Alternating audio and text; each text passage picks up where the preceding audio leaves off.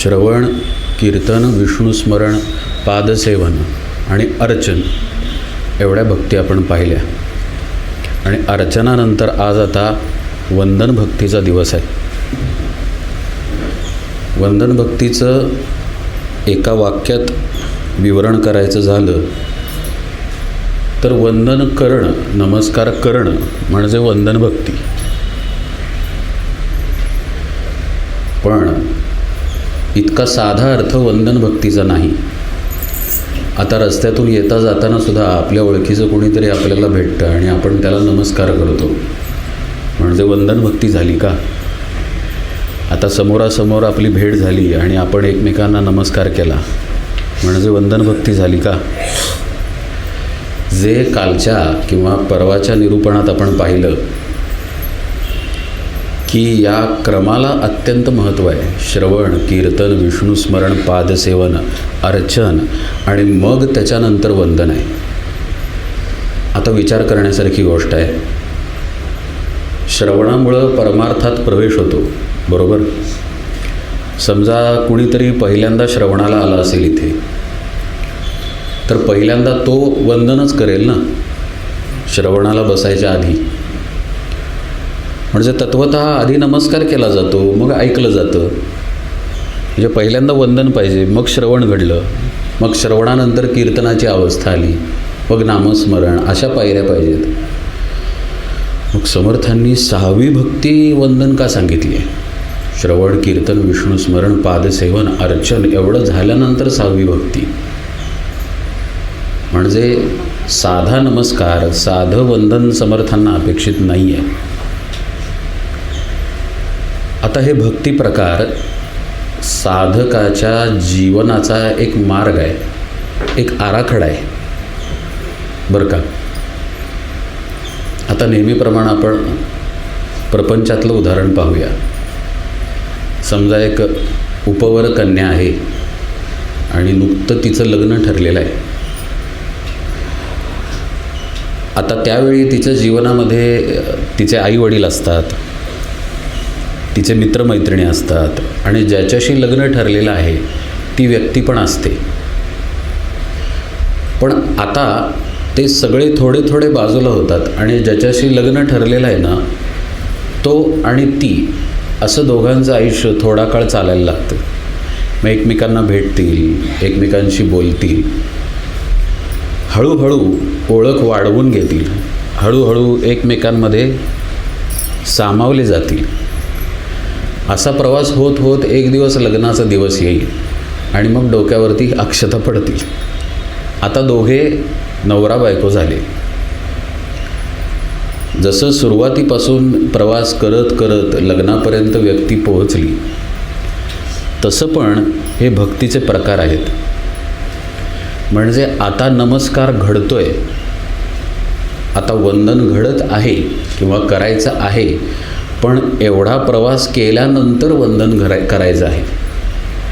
म्हणजे जसं ती नवीन लग्न ठरलेली मुलगी काही प्रवास करून आता त्या मुलाकडं पाहते.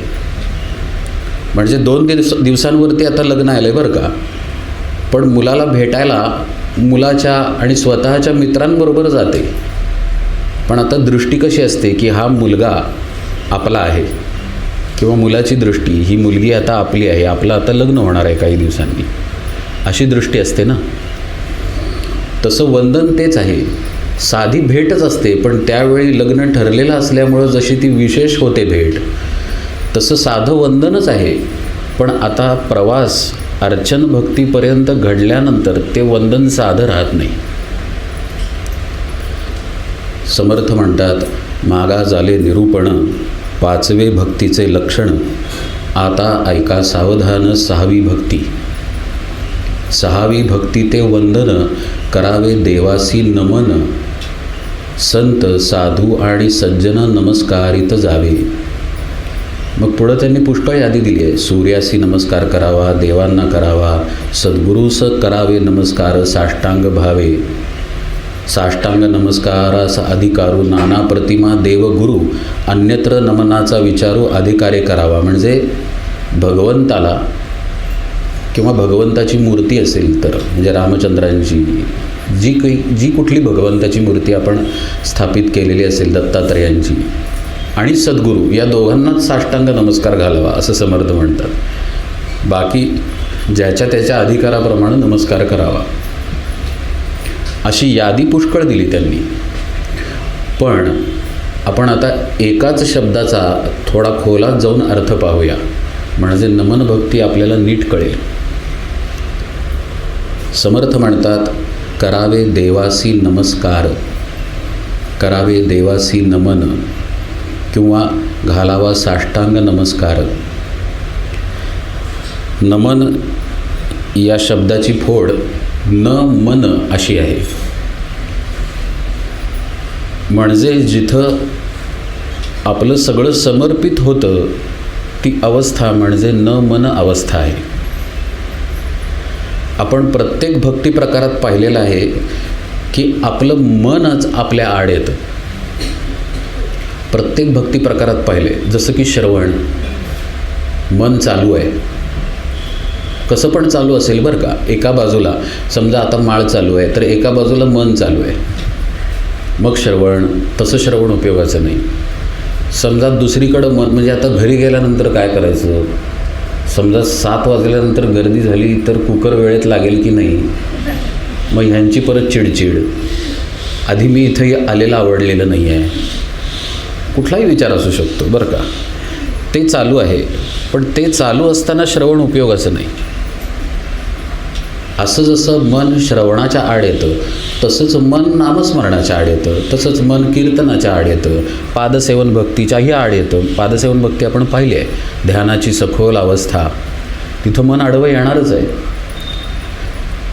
समर्थ म्हणतात, या ध्यान, नाम, कीर्तन, श्रवण या साधना केल्यानंतर रोज सद्गुरूंना वंदन करून, सद्गुरूंना नमस्कार करून तिथं मन अर्पण करण्याचा अभ्यास करावा.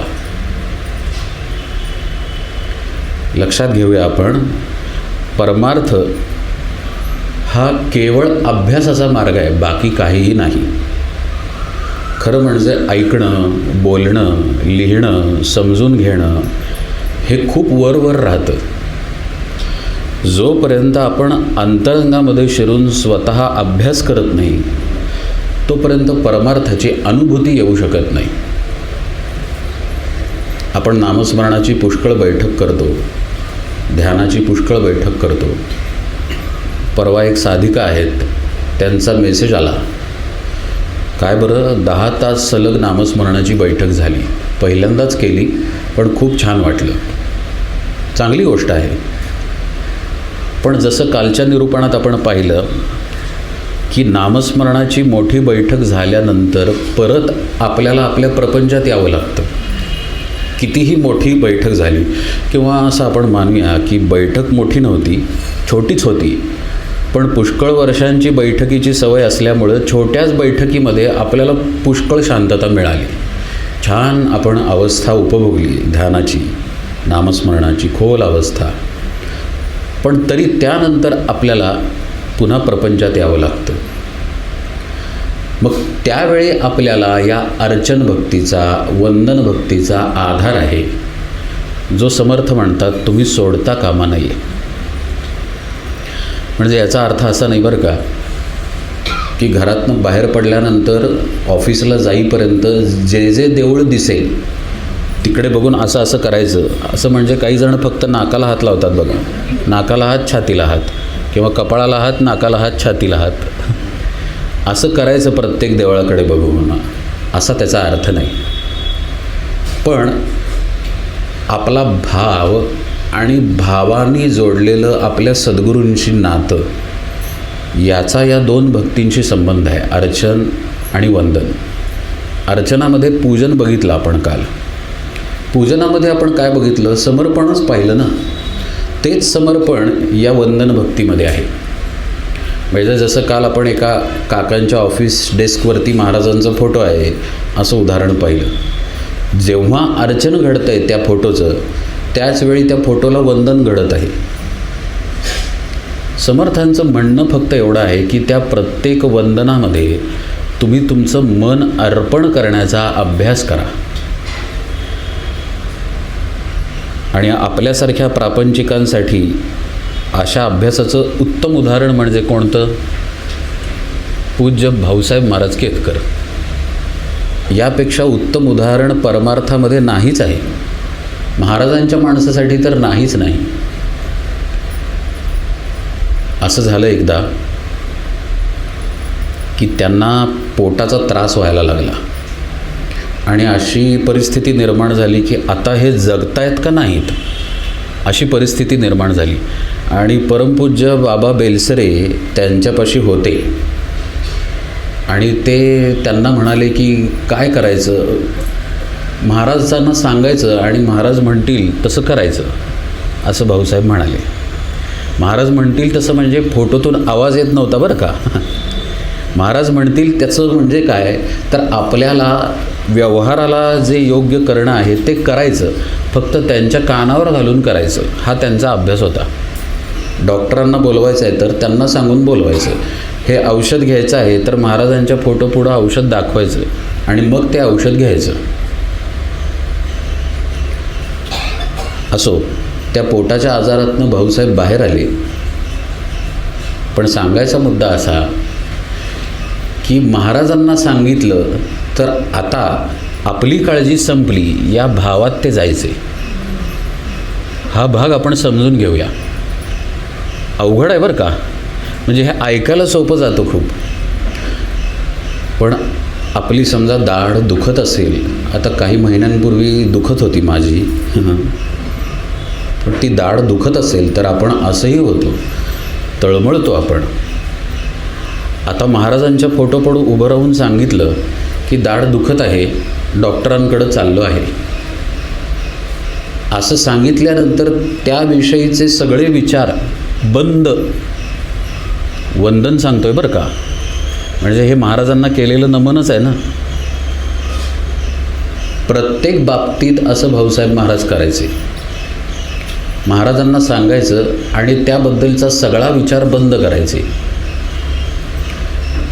एक जण काल भेटले, पुष्कळ वर्ष महाराजांची सेवा आहे असं म्हणाले आणि नंतर म्हणाले की मुलगा काही नोकरीमध्ये स्थिर होत नाही, जरा त्याला स्थिर नोकरी लागेल असं काही बघता येईल का? वैयक्तिक कुणाची इथे उल्लेख करून निंदा करत नाही आहे बरं का, हा निंदेचा भाग नाही. पण महाराजांना जेव्हा आपण वंदन करतो तेव्हा त्यांच्या पायी आपला प्रपंच, आपलं मन, आपले विचार, आपल्या काळजा सोडतो का आपण, हे पाहणं आवश्यक आहे. आता त्यांना सांगितलं तर आपलं काम झालं असं भाऊसाहेब महाराज बेलसरे महाराजांना म्हणाले. बेलसरे महाराज त्यांच्या प्रवचनात म्हणतात की ही किती अलौकिक गोष्ट आहे की फक्त त्यांना सांगितलं आणि तिथं काम संपलं. असं ज्यावेळी मनुष्य करू शकतो तेव्हा त्याचं वंदन होतं, नाहीतर वरवरती नमस्कार राहील, म्हणजे उपचार म्हणून केलेला नमस्कार. आता 7 वाजले, आरतीची वेळ झाली, मग महाराजांना नमस्कार करायची वेळ झाली. असं पहा, एक विचार असा पण आहे की खरा भाव आपल्यामध्ये नसेल तरी पण वंदन करावं. रोजच्या केलेल्या वंदनाच्या अभ्यासामुळं खरा भाव आत प्रगट होईल आणि मग खऱ्या भावानं वंदन घडेल आपल्या हातून, असा पण विषय आहे. कधीकधी काय होतं, निरूपणामध्ये खोलातला विषय सांगितला जातो आणि इथं तर तो सांगितला जातच आहे, पण उद्देशच निरूपणाचा तसा असतो.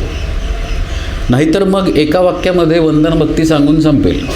नमस्कार करा, ती वंदन भक्ती आहे.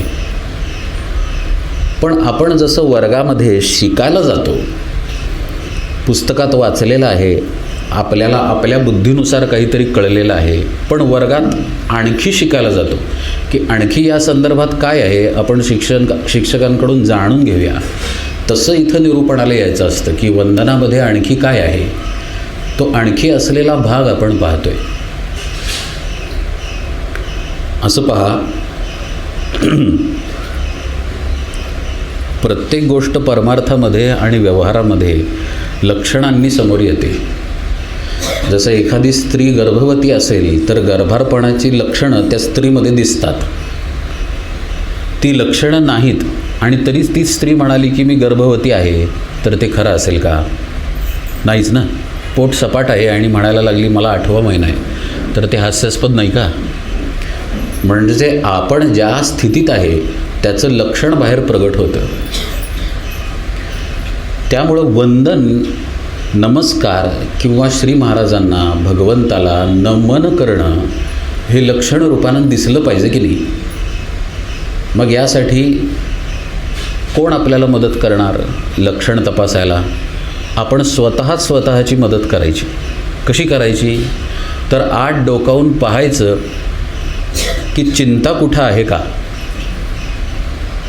काळजी, तळमळ, भीती, भय या गोष्टी कुठं आहेत का? कशाची हाव मनात आहे का?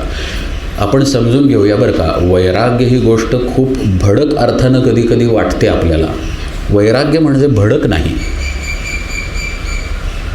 कधी पुरणपोळीचे दिवस आले तर पुरणपोळी खायचीच नाही म्हणजे वैराग्य नव्हे. पुरणपोळी जरूर खावी. आंब्याचे दिवस असताना आमरस जरूर खावा. पण विषयाप्रती असलेली हाव ही वैराग्याच्या आड येते. म्हणजे तो आमरस मिळाला नाही तर तडफड होणं हे वैराग्याच्या आड येतं. ज्याच्यापाशी वैराग्य आहे तो आहे त्या परिस्थितीमध्ये समाधानी राहतो. श्री महाराजांचं पण एक वाक्य आहे की राम ठेवेल त्या परिस्थितीत समाधानी राहणं हेच वैराग्य आहे, असं महाराज म्हणतात. त्या न्यायानं आपण आहे त्या परिस्थितीत समाधानी आहोत का हे आतल्या आत तपासावं. आपल्या ठिकाणी हाव आहे का? काम, क्रोध, मद, मोह, मत्सर आदी षड्रिपू आपल्यामध्ये वळवळ करतायत का? असणारच आहेत ते. प्रजोत्पादनासाठी काम लागतो, मुलांवरती ओरडायला राग लागतो, लोभ काही प्रमाणात लागतो, नाहीतर आपण नोकरीवरती जाणार नाही. मोह काही प्रमाणात लागतो, नाहीतर आपण नोकरीवर मोठ्या हुद्द्यासाठी प्रयत्न करणार नाही. सामान्य प्रापंचिकांना षड्रिपूंची आवश्यकता आहे. पण संत सांगतात की ते षड्रिपू भगवंताला अर्पण करून धर्माच्या चौकटीत राहून तुम्ही तुमचं जीवन व्यतीत केलं पाहिजे. म्हणजे कसं? तर काम वापरायचा तर तो प्रजोत्पादनासाठी वापरणं म्हणजे धर्माच्या चौकटीत राहणं. जसं श्री महाराज म्हणतात की एक पत्नी आहे आणि त्या पत्नीशी तो एकनिष्ठ असेल तर तो ब्रह्मचारीच आहे. श्री महाराजांचं वाक्य आहे की नाही? कोणाला टाकायला सांगत नाहीत महाराज किंवा संत. टाकायलाही सद्गुरू सांगतात, पण तो प्रखर मार्ग आहे आणि तो प्रखर मार्ग सगळ्यांना शक्य नाही, तो अवघड आहे, असं भगवान श्रीकृष्णांचं गीतेमध्ये वचन आहे. मंच सांगत नाही आहे. त्यामुळं ते म्हणतात, ते म्हणजे कोण? भगवान म्हणतात की तुम्ही कर्मातला कर्तृत्व भाव, कर्ताभाव टाकायचा अभ्यास करा, ते तुम्हाला जास्त लवकर जमेल.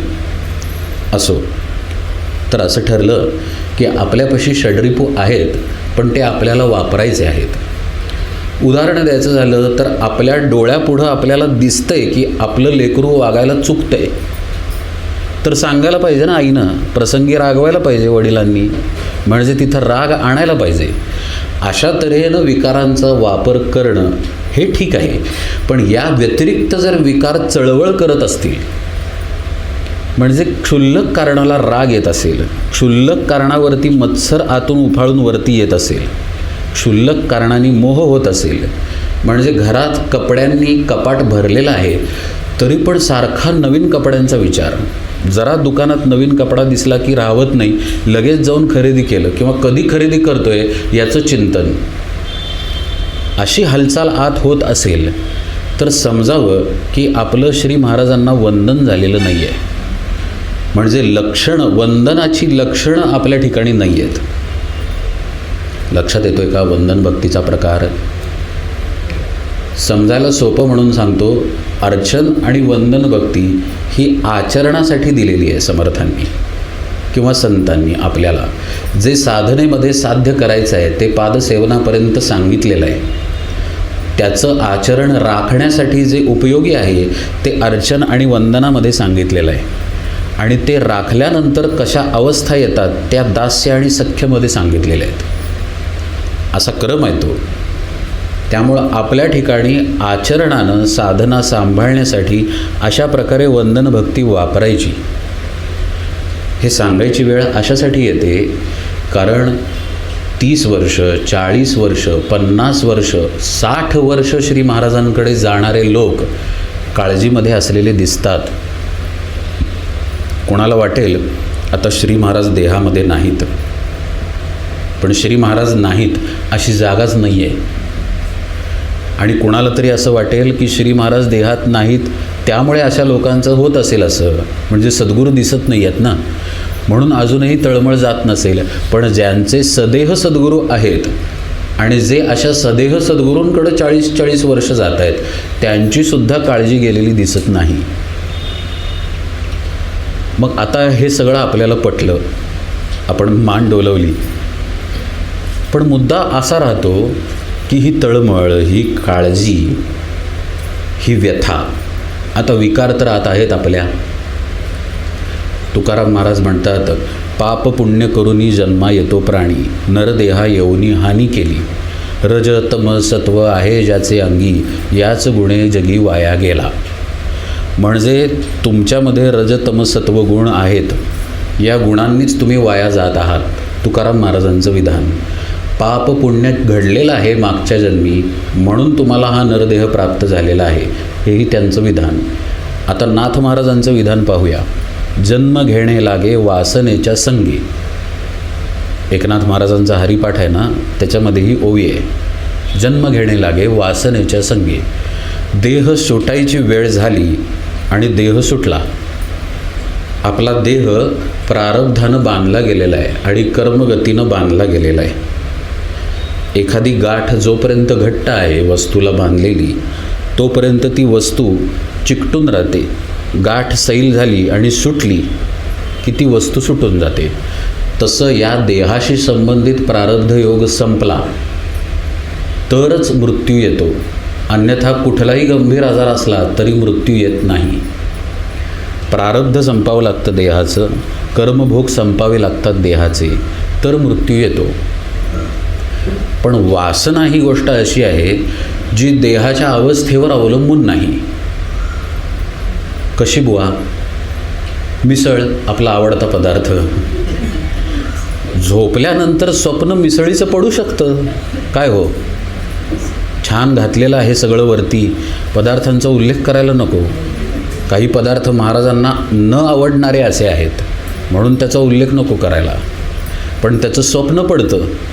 म्हणजे देहाचा देहभाव नाही आहे स्वप्नामध्ये, पण वासना छळते. म्हणजे स्वप्नामध्ये तो कुणाला तरी मारतो, स्वप्नामध्ये तो कुणाला तरी फसवतो, कुठल्या तरी स्त्रीला हात लावतो, पुरुषाला हात लावतो. या गोष्टी घडतात ना स्वप्नामध्ये.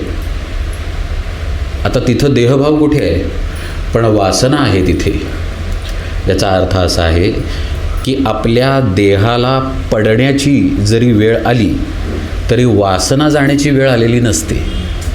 त्यामुळं वासना ज्या देहातून भोगली जाते तो देह पडतो, पण वासना तशी राहते.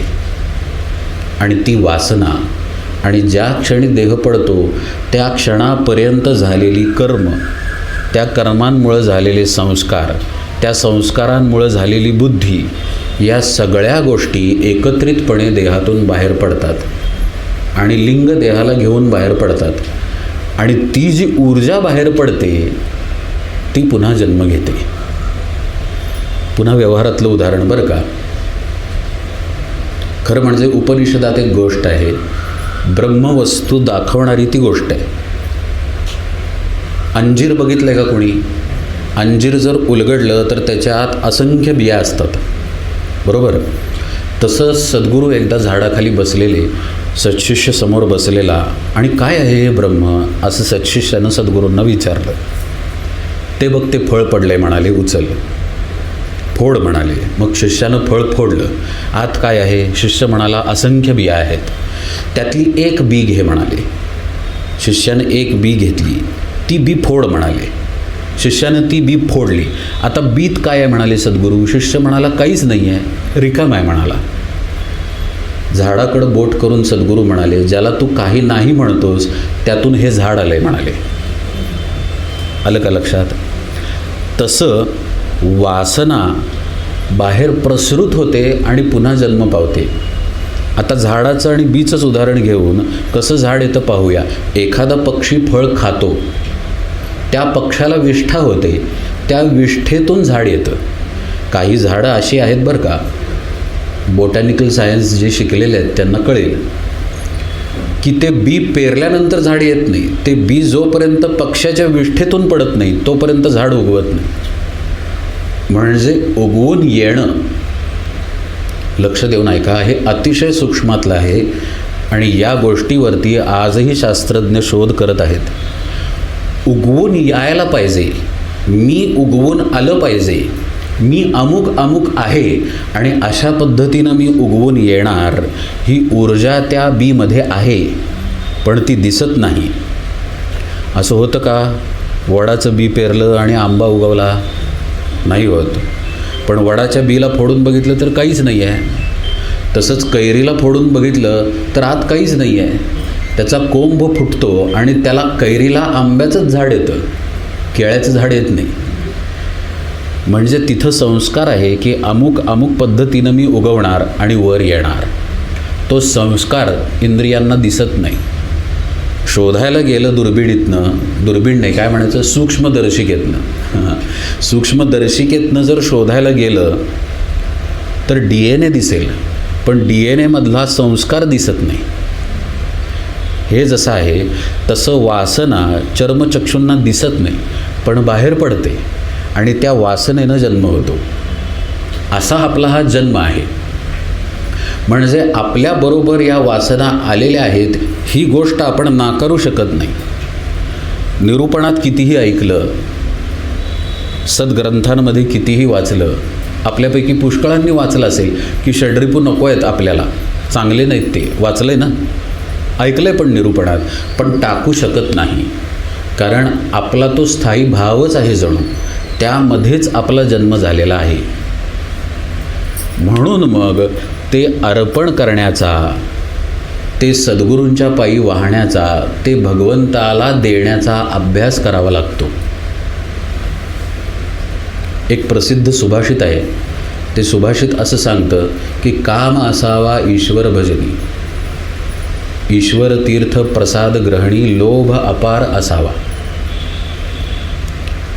त्या सुभाषिताचा अर्थ असा की तुमचे प्रत्येक षड्रिपू भगवंताच्या दिशेनं अर्पण करावेत. लोभ ठेवायचाच आहे ना, तर गोंदवल्यातल्या प्रसादाचा लोभ असावा. म्हणजे थोड्या वेळानं इथं प्रसाद आला तर त्याचा लोभ करायला हरकत नाही. लोभ वापरा तिकडं.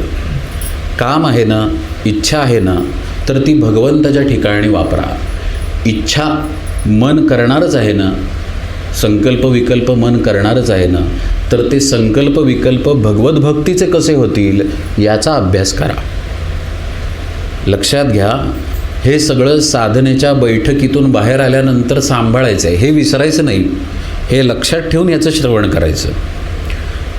जर याचं श्रवण केलं पण अलीकडचं पादसेवन भक्तीपर्यंतचं विवरण विसरलं तर हे वंदन मेकॅनिकल होईल, यांत्रिक होईल, त्याचा उपयोग नाही. म्हणजे साधनेत आधी मुरायचं आहे आणि मग श्री महाराजांना, श्रीरामचंद्रांना वंदन करायचं आहे. अशा प्रकारे असं केलेलं वंदन त्याच्यामधल्या अहंकाराला कमकुवत करतं. हे वाक्य बोलून बोलून आणि ऐकून ऐकून इतकं गुळगुळीत झालेलं आहे की त्याच्यावरती आपण विचार करत नाही. पण तुम्हाला एक छोटासा अभ्यास सांगतो बरं का. आता काही जण निरूपण झाल्यानंतर जो निरूपण करता आहे त्याला नमस्कार करायला समोर येतात. तो नमस्कार खरं म्हणजे सद्गुरू तत्वाला असतो, किंवा समजेल अशा भाषेत सांगायचं झाल्यास या पीठाला व्यासपीठ म्हणतात. का तर व्यास महर्षींनी सगळं विशद करून जगाला सांगितलं. म्हणून तर ना, महाभारती जे नाही ते नव्हेची तिन्ही लोकी, या कारणे म्हणिपे पाही व्यासोच्छिष्ट जगत्रेय. सगळं व्यासांचं उष्ट आहे. थोडं विषयांतर करून अधिक माहिती सांगतो बरं का. 4 वेद होते, सगळी पुराणं होती, पण जेव्हा प्रलय झाला त्यावेळी त्यातली सगळी पुराणं आणि वेद नष्ट झाले. त्या प्रलयानंतर व्यासांचा अवतार झालेला आहे. आणि व्यासांना दिव्य दृष्टीनं भगवंताच्या कृपेनं पुन्हा वेदश्रवण झालेले आहेत, पुन्हा सगळं ज्ञान झालेलं आहे आणि ते त्यांनी लिहून काढलेलं आहे. असं म्हटलं जातं की व्यासांनी लिहिलेलं सुद्धा पूर्ण नाही आहे, इतकं काही लोप पावलेलं आहे. म्हणजे आपल्याला आज जे काही वेद, उपनिषद, पुराण जे जे काही समोर येतं, आपली भगवद्गीतासुद्धा ही व्यासांमुळंच आलेली आहे. आता भगवद्गीतेचा विस्तार म्हणजे ज्ञानेश्वरी. ज्ञानेश्वरी, गीता आणि उपनिषदात जे जे आहे तेच समर्थांनी दासबोधात सांगितलेलं आहे. म्हणजे अल्टिमेटली शेवटी सगळं व्यासांचं जसं उष्ट आहे तसं तो जो सद्गुरू तत्वातून आलेला उपदेश असतो त्या तत्वाला तो नमस्कार असतो. पण जेव्हा पुराणिक जो आहे, पुराण करणारा जो आहे किंवा जो निरूपण करणारा आहे त्याला नमस्कार करण्याची वेळ येते, त्यावेळी आपण निरूपणकर्त्याचा चेहरा पाहतो, त्याचं वय पाहतो, त्याचे कपडे पाहतो, त्याच्या अंगाला येणारा वास पाहतो, त्यानं दाढी नीट ठेवली आहे का नाही ठेवली आणि किती ठेवली आहे आणि साधारण किती केस काळे झालेले आहेत याच्याकडं पण आपलं लक्ष जातं.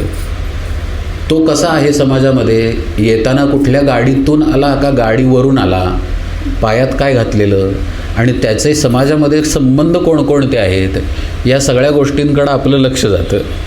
बरोबर आहे. हे सगळं आपण त्याच्या पुढं येऊन पाहतो आणि मनात असा विचार करतो, नमस्कार करूया का नको करूया. मग काही जण काय करतात, गुडघ्यालाच हात लावतात समोरच्याच्या, मग काही जण पायाला हात लावतात. समजा पोट असेल तर गुडघ्यापर्यंत पण वागता येत नाही, मग कमरेलाच हात लावतात समोरच्याच्या.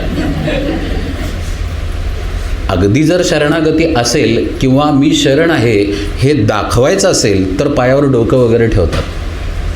बरं का. जो सद्गुरूंचा आहे तो याच्यात कशातच नसतो, तो त्यांच्या सद्गुरूंपाशी असतो आणि सद्गुरू सगळी मजा पाहत असतात. पण साध्या नमस्कार करण्याच्या वेळीसुद्धा आपल्यामध्ये असंख्य विचार असतात आणि असंख्य विकल्प असतात आणि त्यातून आपण नमस्कार करतो.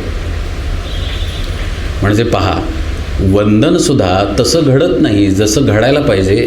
प्रामाणिकपणे आपलं सगळं अर्पण करून तिथं नमस्कार करायला पाहिजे, असं घडत नाही.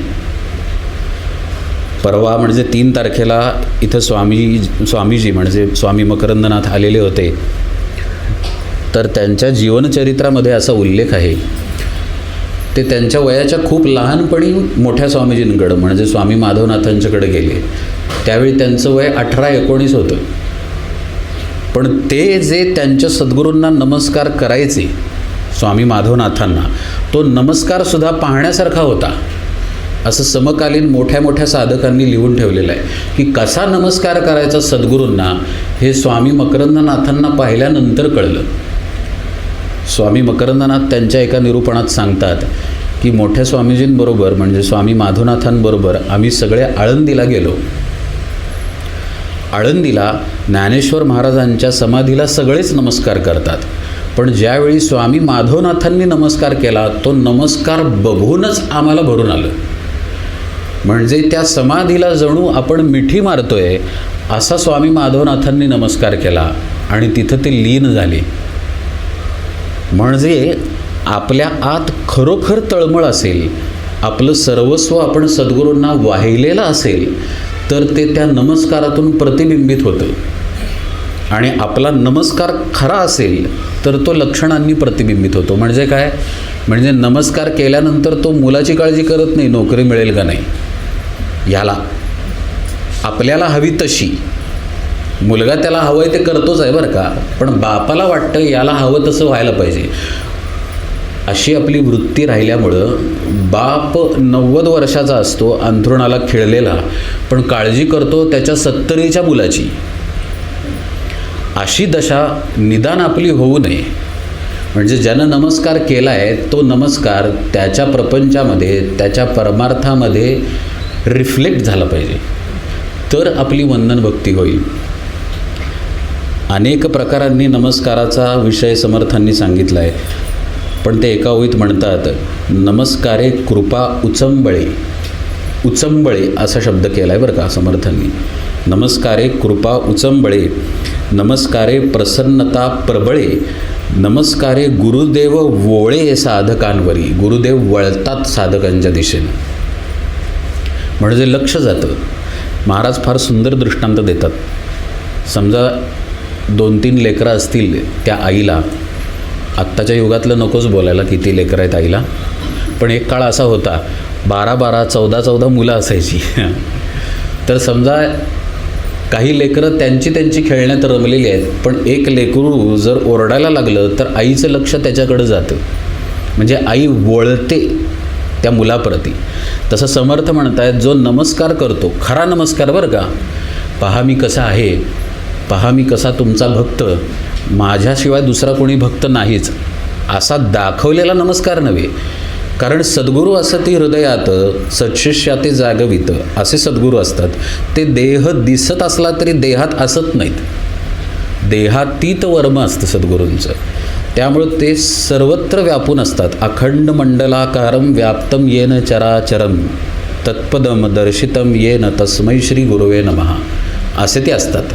म्हणजे आपले विचार पोहोचूही शकत नाहीत, तिथं जाऊन बसलेले असतात सद्गुरू. श्री महाराजांना एकांनी विचारलं की सगळ्याच प्रश्नांची उत्तरं तुम्हाला कशी माहीत असतात? समोर आलेल्या श्री महाराज म्हणाले की तो प्रश्न विचारायच्या आधीच मला कळलेलं असतं तो काय विचारणार आहे. आता हे श्री महाराजांना जमतं म्हणून श्री महाराज करतात?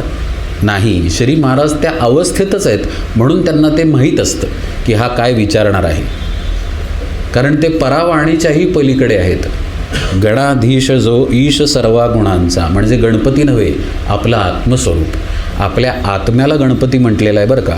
ओम नमोजी आद्या वेद प्रतिपाद्या जय जय स्वसंवेद्या आत्मरूपा.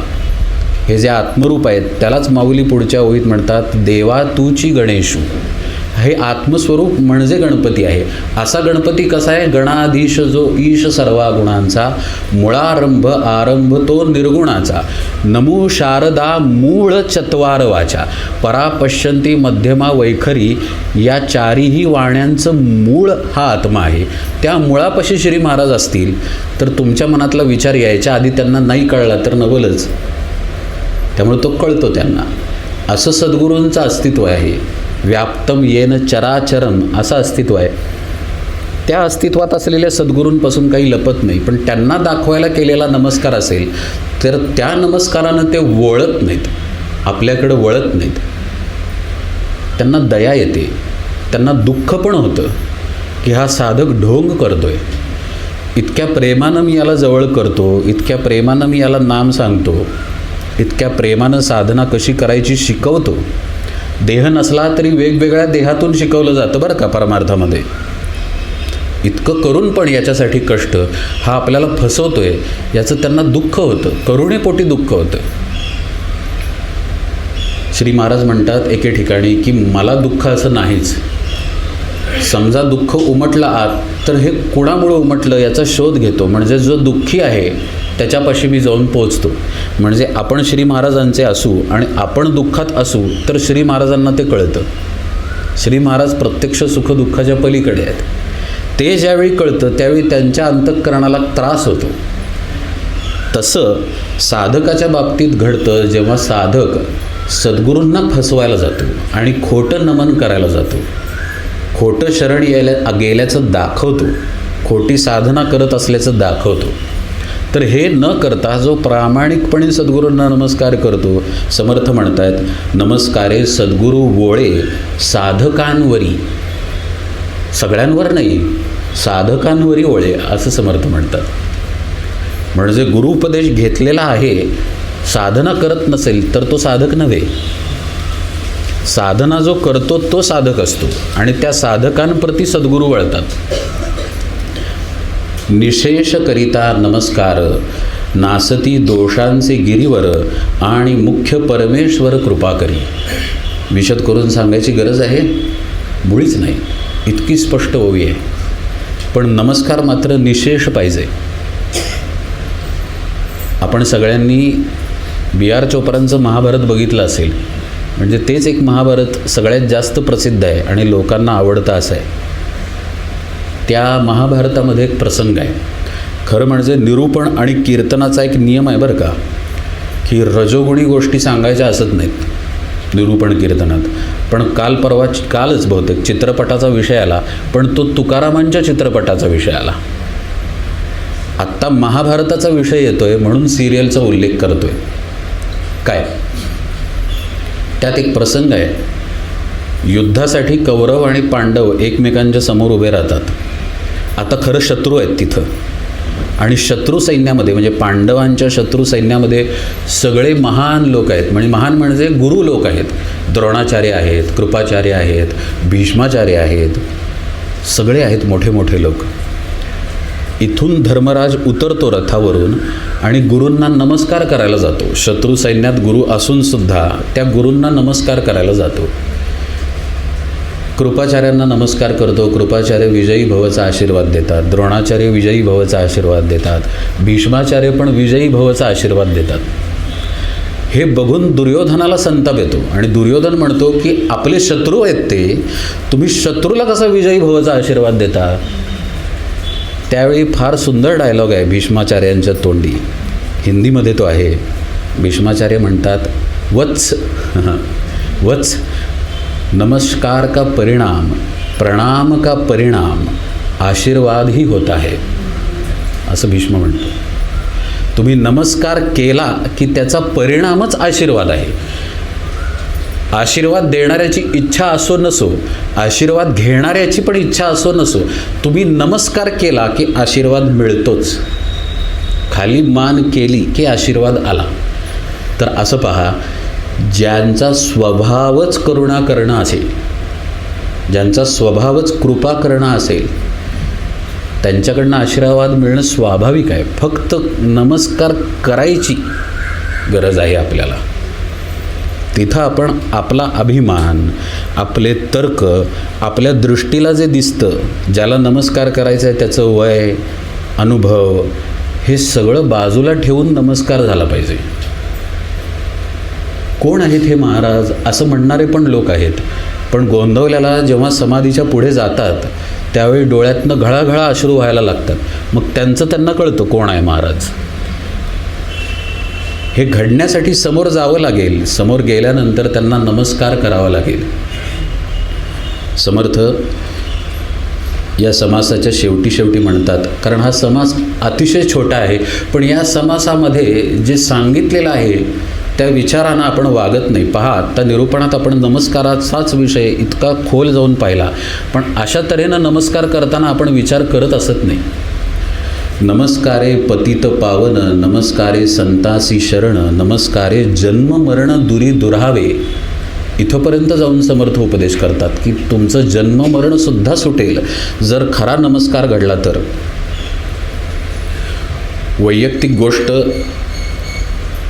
सांगायची खरं आवश्यकता नाही, पण इथं विषय असा आहे आणि विषयाला साजेशी ती गोष्ट आहे म्हणून त्याचा उल्लेख करतो.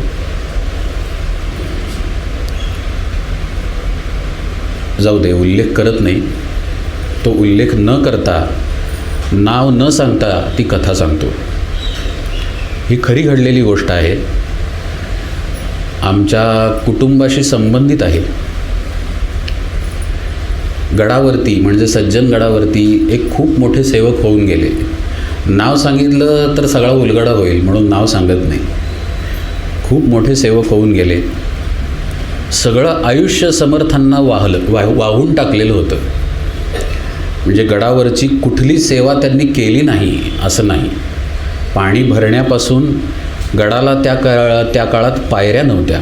आज तुम्ही सज्जनगडावरती गेलात तर खालपासून वरपर्यंत पायऱ्या आहेत आणि प्रत्येक पायरीवरती ही पायरी कुणामुळं बांधली गेली असे उल्लेख आहेत बघा, कोरलेले आहेत. आता काळाच्या ओघात थोडे पुसट झालेत, पण त्यावेळी पायऱ्या नव्हत्या. पायऱ्या बांधण्यासाठी पैसे नव्हते. तर सातारा म्हणा, आसपासची गावं म्हणा, या गावांमध्ये जाऊन लोकांकडून भिक्षा घेतली. भिक्षा गोळा करून करून तुमचं नाव पायरीवरती देतो पण पैसे द्या, तुमचं नाव देतो पण हे करा, असं करून करून लोकांकडून निधी गोळा केला आणि गडावरती त्या पायऱ्या बांधल्या. गडावरती पाण्याची सोय नव्हती, विजेची सोय नव्हती. ती सोय आणली, बऱ्याच लोकांनी आणली, पण त्यात हे पुढाकारी होते, पुढं होते. वय झालं आणि समर्थांची सेवा करणं याशिवाय आयुष्यात दुसरं काहीही नव्हतं राहिलेलं. आणि एक दिवस सगळ्यांची जेवायची वेळ झाली आणि ते कुठे आहेत, जाणून बुजून नाव जरा बाजूला ठेवलेलं आहे बरं का, आणि ते कुठे आहेत असा उल्लेख सगळ्यांनी केला पानावर बसल्यानंतर. गंमत आहे बरं का मराठी भाषेची. घोड्यावर बस म्हटल्यानंतर घोड्यावर बसायचं असतं आणि पानावर बस म्हटल्यानंतर पानाच्या पुढे किंवा मागे बसायचं असतं. कळलं का? तसं पानावर बसलेले लोक अहो ते कुठे आहेत असं म्हणायला लागले. तर एक सेवेकरी त्यांना शोधायला गेला. सज्जनगडावरती श्री समर्थ रामदासांची एक खोली आहे जिथे ते झोपायचे, त्याला शेजघर म्हणतात समर्थांचं. तिथं शिवरायांनी दिलेला पलंग आहे, मच्छिंद्रनाथांनी दिलेला सोटा आहे, दत्तात्रयांनी दिलेला सोटा आहे. ज्या हांड्यातून कल्याणस्वामी पाणी भरून आणायचे ते हांडे तिथं आहेत ठेवलेले. तर त्यांची सेवा होती की ती खोली स्वच्छ करायची, सगळ्या वस्तू स्वच्छ करायच्या, पुसून घ्यायची खोली आणि मग भोजनाला यायचं. हे भोजनाला आले नाहीत म्हटल्यानंतर सेवेकरी शोधत शोधत तिथे गेला. तर त्यांनी खोली स्वच्छ पुसलेली होती. पुसून त्यांनी शिवरायांच्या म्हणजे समर्थांच्या त्या पलंगापुढं डोकं टेकलेलं होतं आणि तशाच स्थितीत त्यांनी देह सोडलेला होता.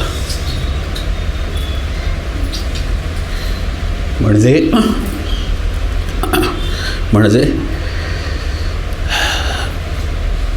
आता एका क्षणासाठी आपण त्या अवस्थेची कल्पना करूया. कल्पनेत पण ती अवस्था येणार नाही हो, पण कल्पना करूया.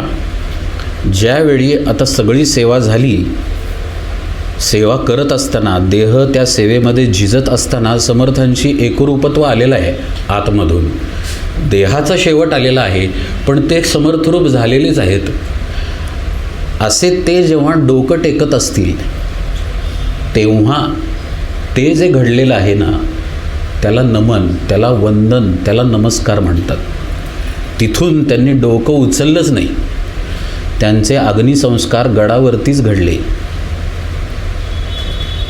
असे ते होते. ही गोष्ट इथं सांगावी वाटली कारण असं नमन कधीतरी एकदा घडतं शिष्याच्या जीवनामध्ये, ते त्याचं शेवटचं नमन असतं. पण असं नमन एकदा घडावं म्हणून त्याला तसं नमन रोज करण्याचा अभ्यास करावा लागतो, स्वतःला विसरण्याचा. असं पहा, मोठे गायक असतात ना, जसं किशोरी आमोणकर होऊन गेल्या, पंडित भीमसेनजी होऊन गेले. ते गात असताना त्यांचा पंचम किंवा गंधार असा काही लागतो अलौकिक, दैवी, म्हणजे कुमार गंधर्व किंवा बालगंधर्वांचा असा काही दैवी लागतो एखादा स्वर की ते त्यांनाही कळत नाही हा कसा लागला.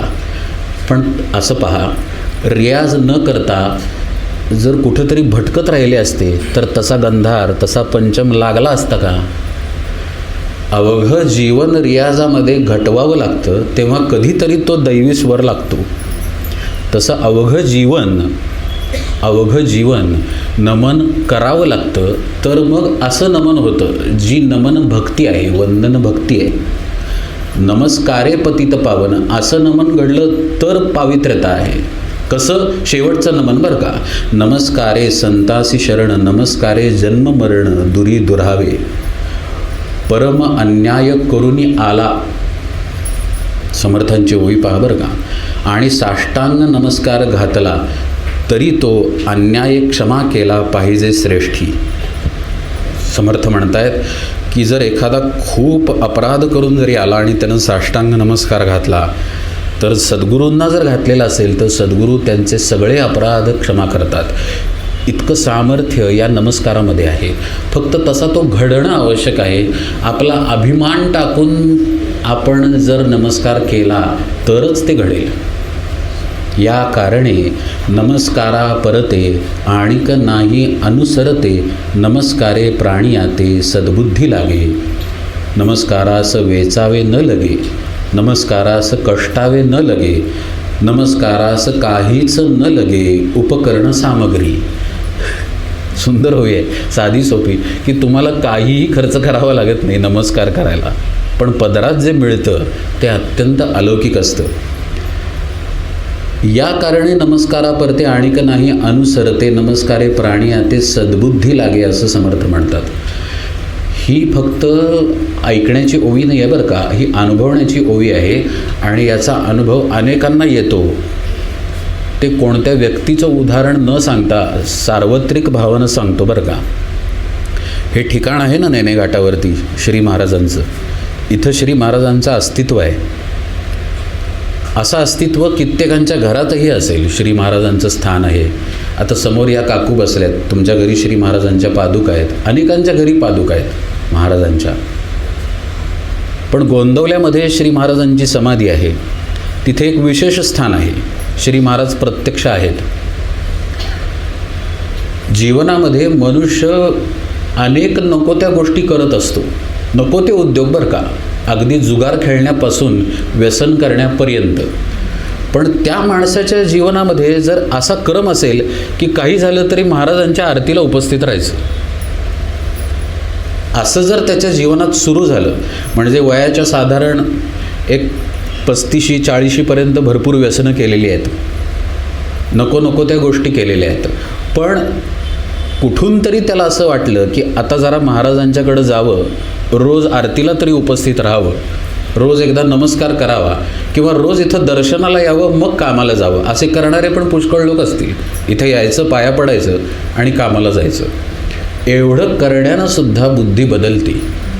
नंतर वाटायला लागतं की काय करतोय हे मी, व्यसन करतोय म्हणजे बंद करूया. कशासाठी हा जुगार खेळायचा, बंद करूया. त्याचं त्यालाच आतून वाटायला लागतं. बुद्धी बदलते मनुष्याची. श्री महाराजांच्या चरित्रात बाळंभटाचं व्यसन सुटलं उदाहरण आहेच. गोष्ट फार प्रसिद्ध आहे. अनेक गोष्टी आहेत. रामकृष्ण परमहंसांच्या चरित्रात आहे बरं का, एका माणसाला दारूचं व्यसन होतं आणि त्याला ते माहीत होतं हे चुकीचं आहे, आणि रामकृष्णांकडे येणारा होता तो. त्यानं विचारलं महाराजांना की हे व्यसन कसं जाईल, तर आता दारू पिऊ नको असं एखादे म्हणतील ना कोणीतरी. रामकृष्ण म्हणाले तुला प्यायचे आहे ना, पी म्हणाले, फक्त प्यायच्या आधी मला नैवेद्य दाखव म्हणाले आणि मग पी, असं म्हणाले रामकृष्ण. आणि तो पठ्ठा नैवेद्य दाखवायचा आणि प्यायचा. काही काळ त्यानं तशी दारू पिली, नंतर त्यालाच लाज वाटली आणि त्यानं दारू पिणं बंद केलं. संतांकडं जाण्यानं, फक्त जाण्यानं बुद्धी पालटू शकते. असं काहीतरी आत घडतं जे आपण कधीही अनुभवलेलं असत नाही. अशी कुठली तरी एक दोरी आहे. त्याला संत काय म्हणतात माहिती आहे का, प्रेमसूत्र दोरी म्हणतात. किती सुंदर शब्द आहे ना, प्रेमसूत्र दोरी. प्रेमाची दोरी आहे. त्यानं संत असं ओढून घेतात स्वतःकडं. ती दोरी दिसत नाही, इंद्रियांना तर कळतच नाही, पण नुसत्या त्यांच्या सहवासात आल्यानंतर आपल्या बुद्धीमध्ये बदल घडतो. हेच समर्थ इथं सांगतायत. फक्त त्यांचा सांगण्याचा उद्देश असा आहे की तो बदल तुम्ही रोज करवून घ्या. जाणीवपूर्वक श्री महाराजांच्या समोर जा, त्यांना नमस्कार करा. त्यांची मूर्ती असेल, त्यांचं स्थान असेल, त्यांचा फोटो असेल, किंवा कुठंही असेल त्यांचं स्थान, तिथे जा आणि त्यांना नमस्कार करा. फक्त तो नमस्कार सर्व भावे करा. महाराज मी तुमचा आहे एवढा भाव असू द्या. बेळगावमध्ये एक महाराजांचे फार ज्येष्ठ साधक आहेत. त्यांना भेटायला बेळगावला एकदा जाणं झालं तर ते म्हणाले, अहो सांगू का, नामस्मरण वगैरे सगळं ठीक आहे, पण ज्यावेळी झोपायची वेळ येते त्यावेळी हात जोडतो.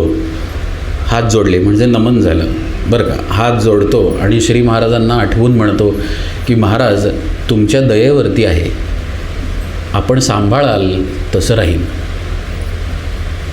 किती सुंदर भाव आहे पहा. मागणं काहीही नाही महाराजांकडं, आणि खरोखरच त्यांच्या दयेवरती आपण जगलेलो आहे बरं का. इथं येणाऱ्यांनी किंवा ज्यांना सद्गुरू आहेत त्यांनी तरी किमान असा भ्रम बाळगू नये की आपल्या कर्तृत्वामुळं, आपल्या विद्वत्तेमुळं, आपल्या पुरुषार्थामुळं आपण काहीतरी करतोय किंवा जिवंत आहे. आपलं जिवंत असणं, आपले श्वास आत्ता सुरू असणं हे सद्गुरूंचं देणं आहे, त्यांची करुणा आहे, म्हणून हे सुरू आहे. हा भाव, हे नमन समर्थांना अपेक्षित आहे. सर्वस्वी त्यांचं होऊन राहायचं आणि मग आपला प्रपंच, आपला व्यवहाराच्या जागी राहून करायचा.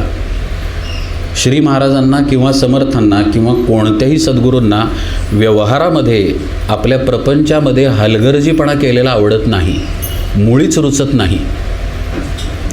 एक फार मोठे संत आहेत पुण्यामध्ये, त्यांचे काही शिष्य आहेत. त्यांच्या घरी दर गुरुवारी आरती असते. तर एक शिष्य गुरुवारची आरती, आता ती आरती संध्याकाळी 7 वाजता असते आणि याचं दुकान म्हणजे धंद्याची वेळ, पण याच्या मनात भक्तिभाव. मग ह्याला वाटायचं की आरती चुकता कामा नये गुरुवारची. तर तो गुरुवारी काय करायचा, शटर बंद करायचा धंद्याचं 6:30 वाजले की, आरतीला यायचा. आरती झाली, प्रसाद घेतला की परत 7:15 7:30ला शटर वरती करायचा. सद्गुरू सगळ्यांना नमस्कार करायला समोर आले की प्रसाद हातावरती ठेवायचे, हसून आशीर्वाद द्यायचे. काही दिवस असे झाले की सद्गुरूंनी याच्याकडं ढुंकूनही पाहिलं नाही. हा नमस्काराला समोर आला काय, नाही आला काय, असं सद्गुरू वागायला लागले. कसं असतं, जिथं आपलं प्रेम असतं तिथं ढुंकून बघितलं नाही की त्रास व्हायला लागतो. मग त्यानं विचारलं सद्गुरूंना, का हो काय झालं, आमच्याकडं बघितलं का नाही तुम्ही, काय झालं स्वामी. तर सद्गुरू म्हणाले, आता ते जरा कडक आहेत, म्हणजे त्यांनी 1-2 शिव्या वापरल्या, त्या निरूपणात वापरत नाही.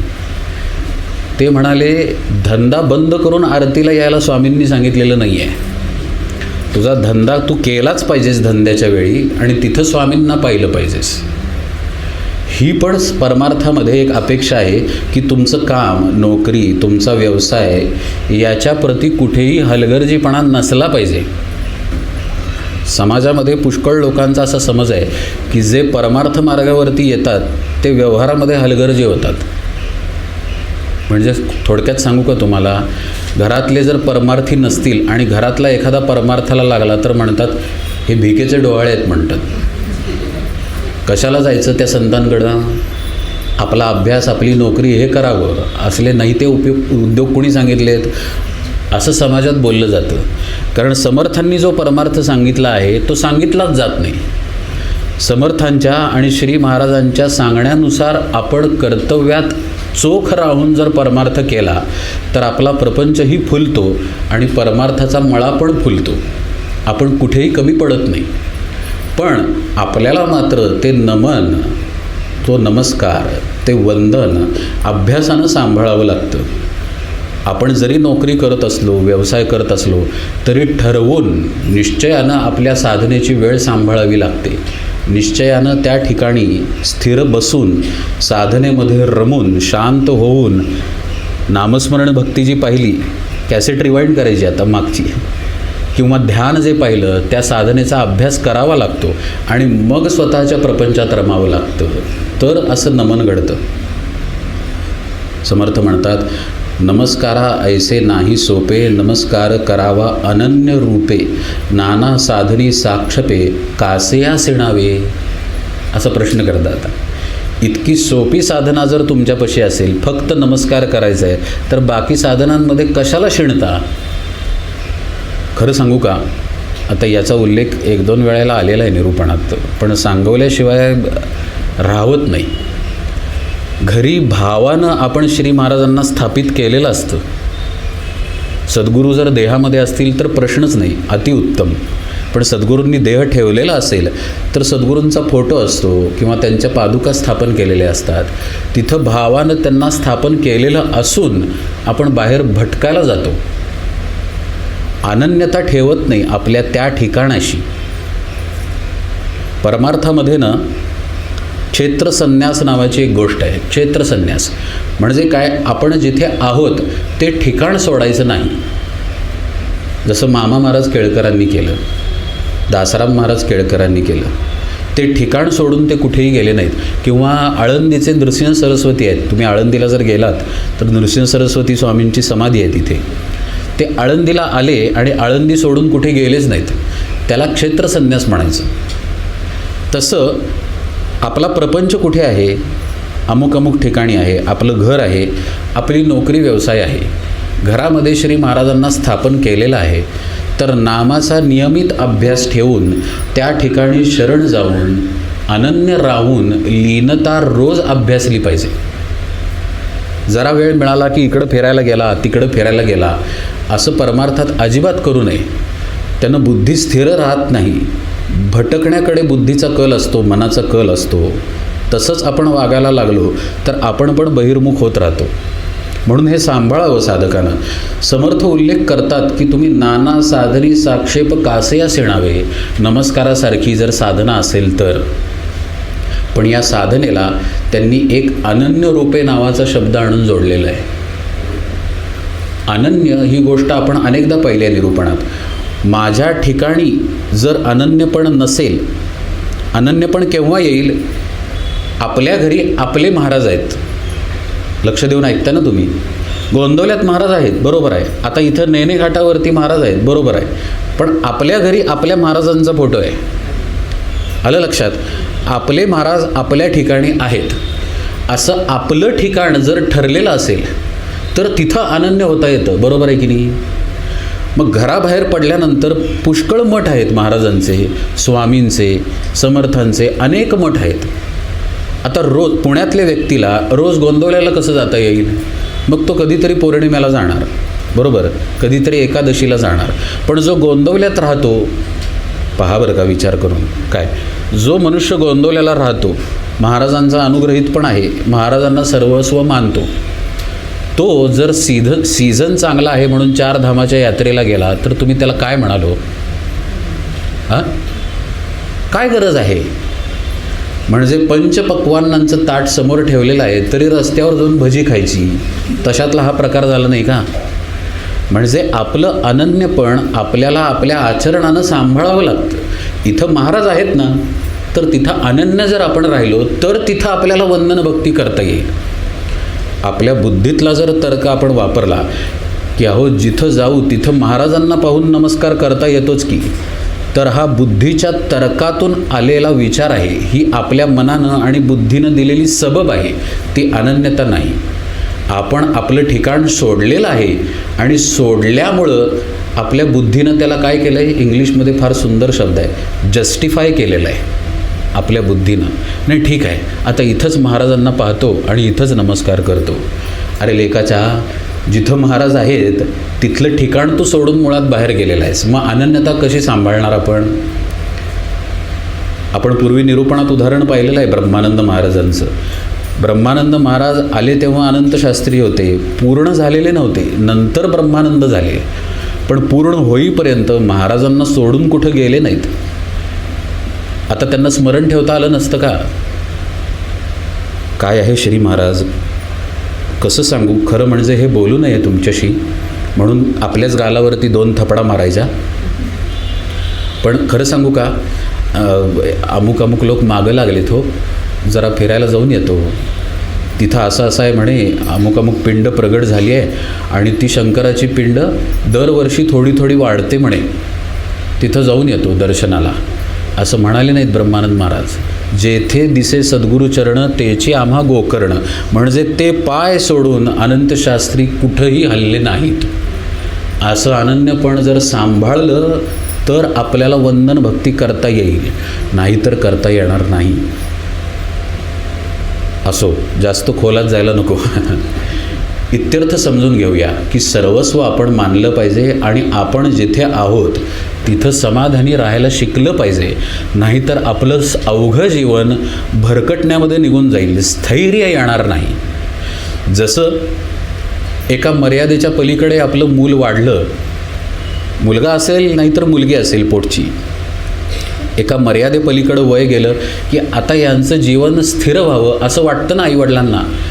स्थिर व्हावं म्हणजे काय? त्यांना काय बांधून ठेवायचं आहे का कुठं? नाही. स्थिर व्हावं म्हणजे एक व्यवस्थित नोकरी जी हलत नाही आहे, किंवा व्यवस्थित व्यवसाय ज्याच्यामध्ये आता स्थैर्य आहे, म्हणजे वेळच्या वेळी पैसे मिळत आहेत आणि लग्न ठरलेलं आहे, असा सर्वसामान्य एक स्थिरतेचा अर्थ आहे. ते आपल्या मुलाबाळांना मिळावं असं वाटतं की नाही प्रत्येक पालकाला? वाटतं की नाही? हां, हे स्थैर्य जसं प्रापंचिक जीवनात अपेक्षित आहे तसं पारमार्थिक जीवनात पण स्थैर्य पाहिजे. आपली नोकरी व्यवसाय श्री महाराजांच्या नामस्मरणामध्ये रंगून आपण करतोय, शांतपणे घरी येतोय, बाकी कसली धावपळ आत नाही आहे, चित्तामध्ये आता कसली व्यग्रता नाही आहे.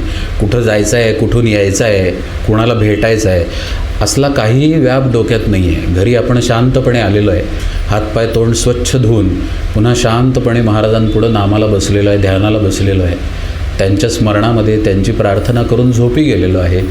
असं साधकाचं स्थैर्यपूर्ण जीवन पाहिजे.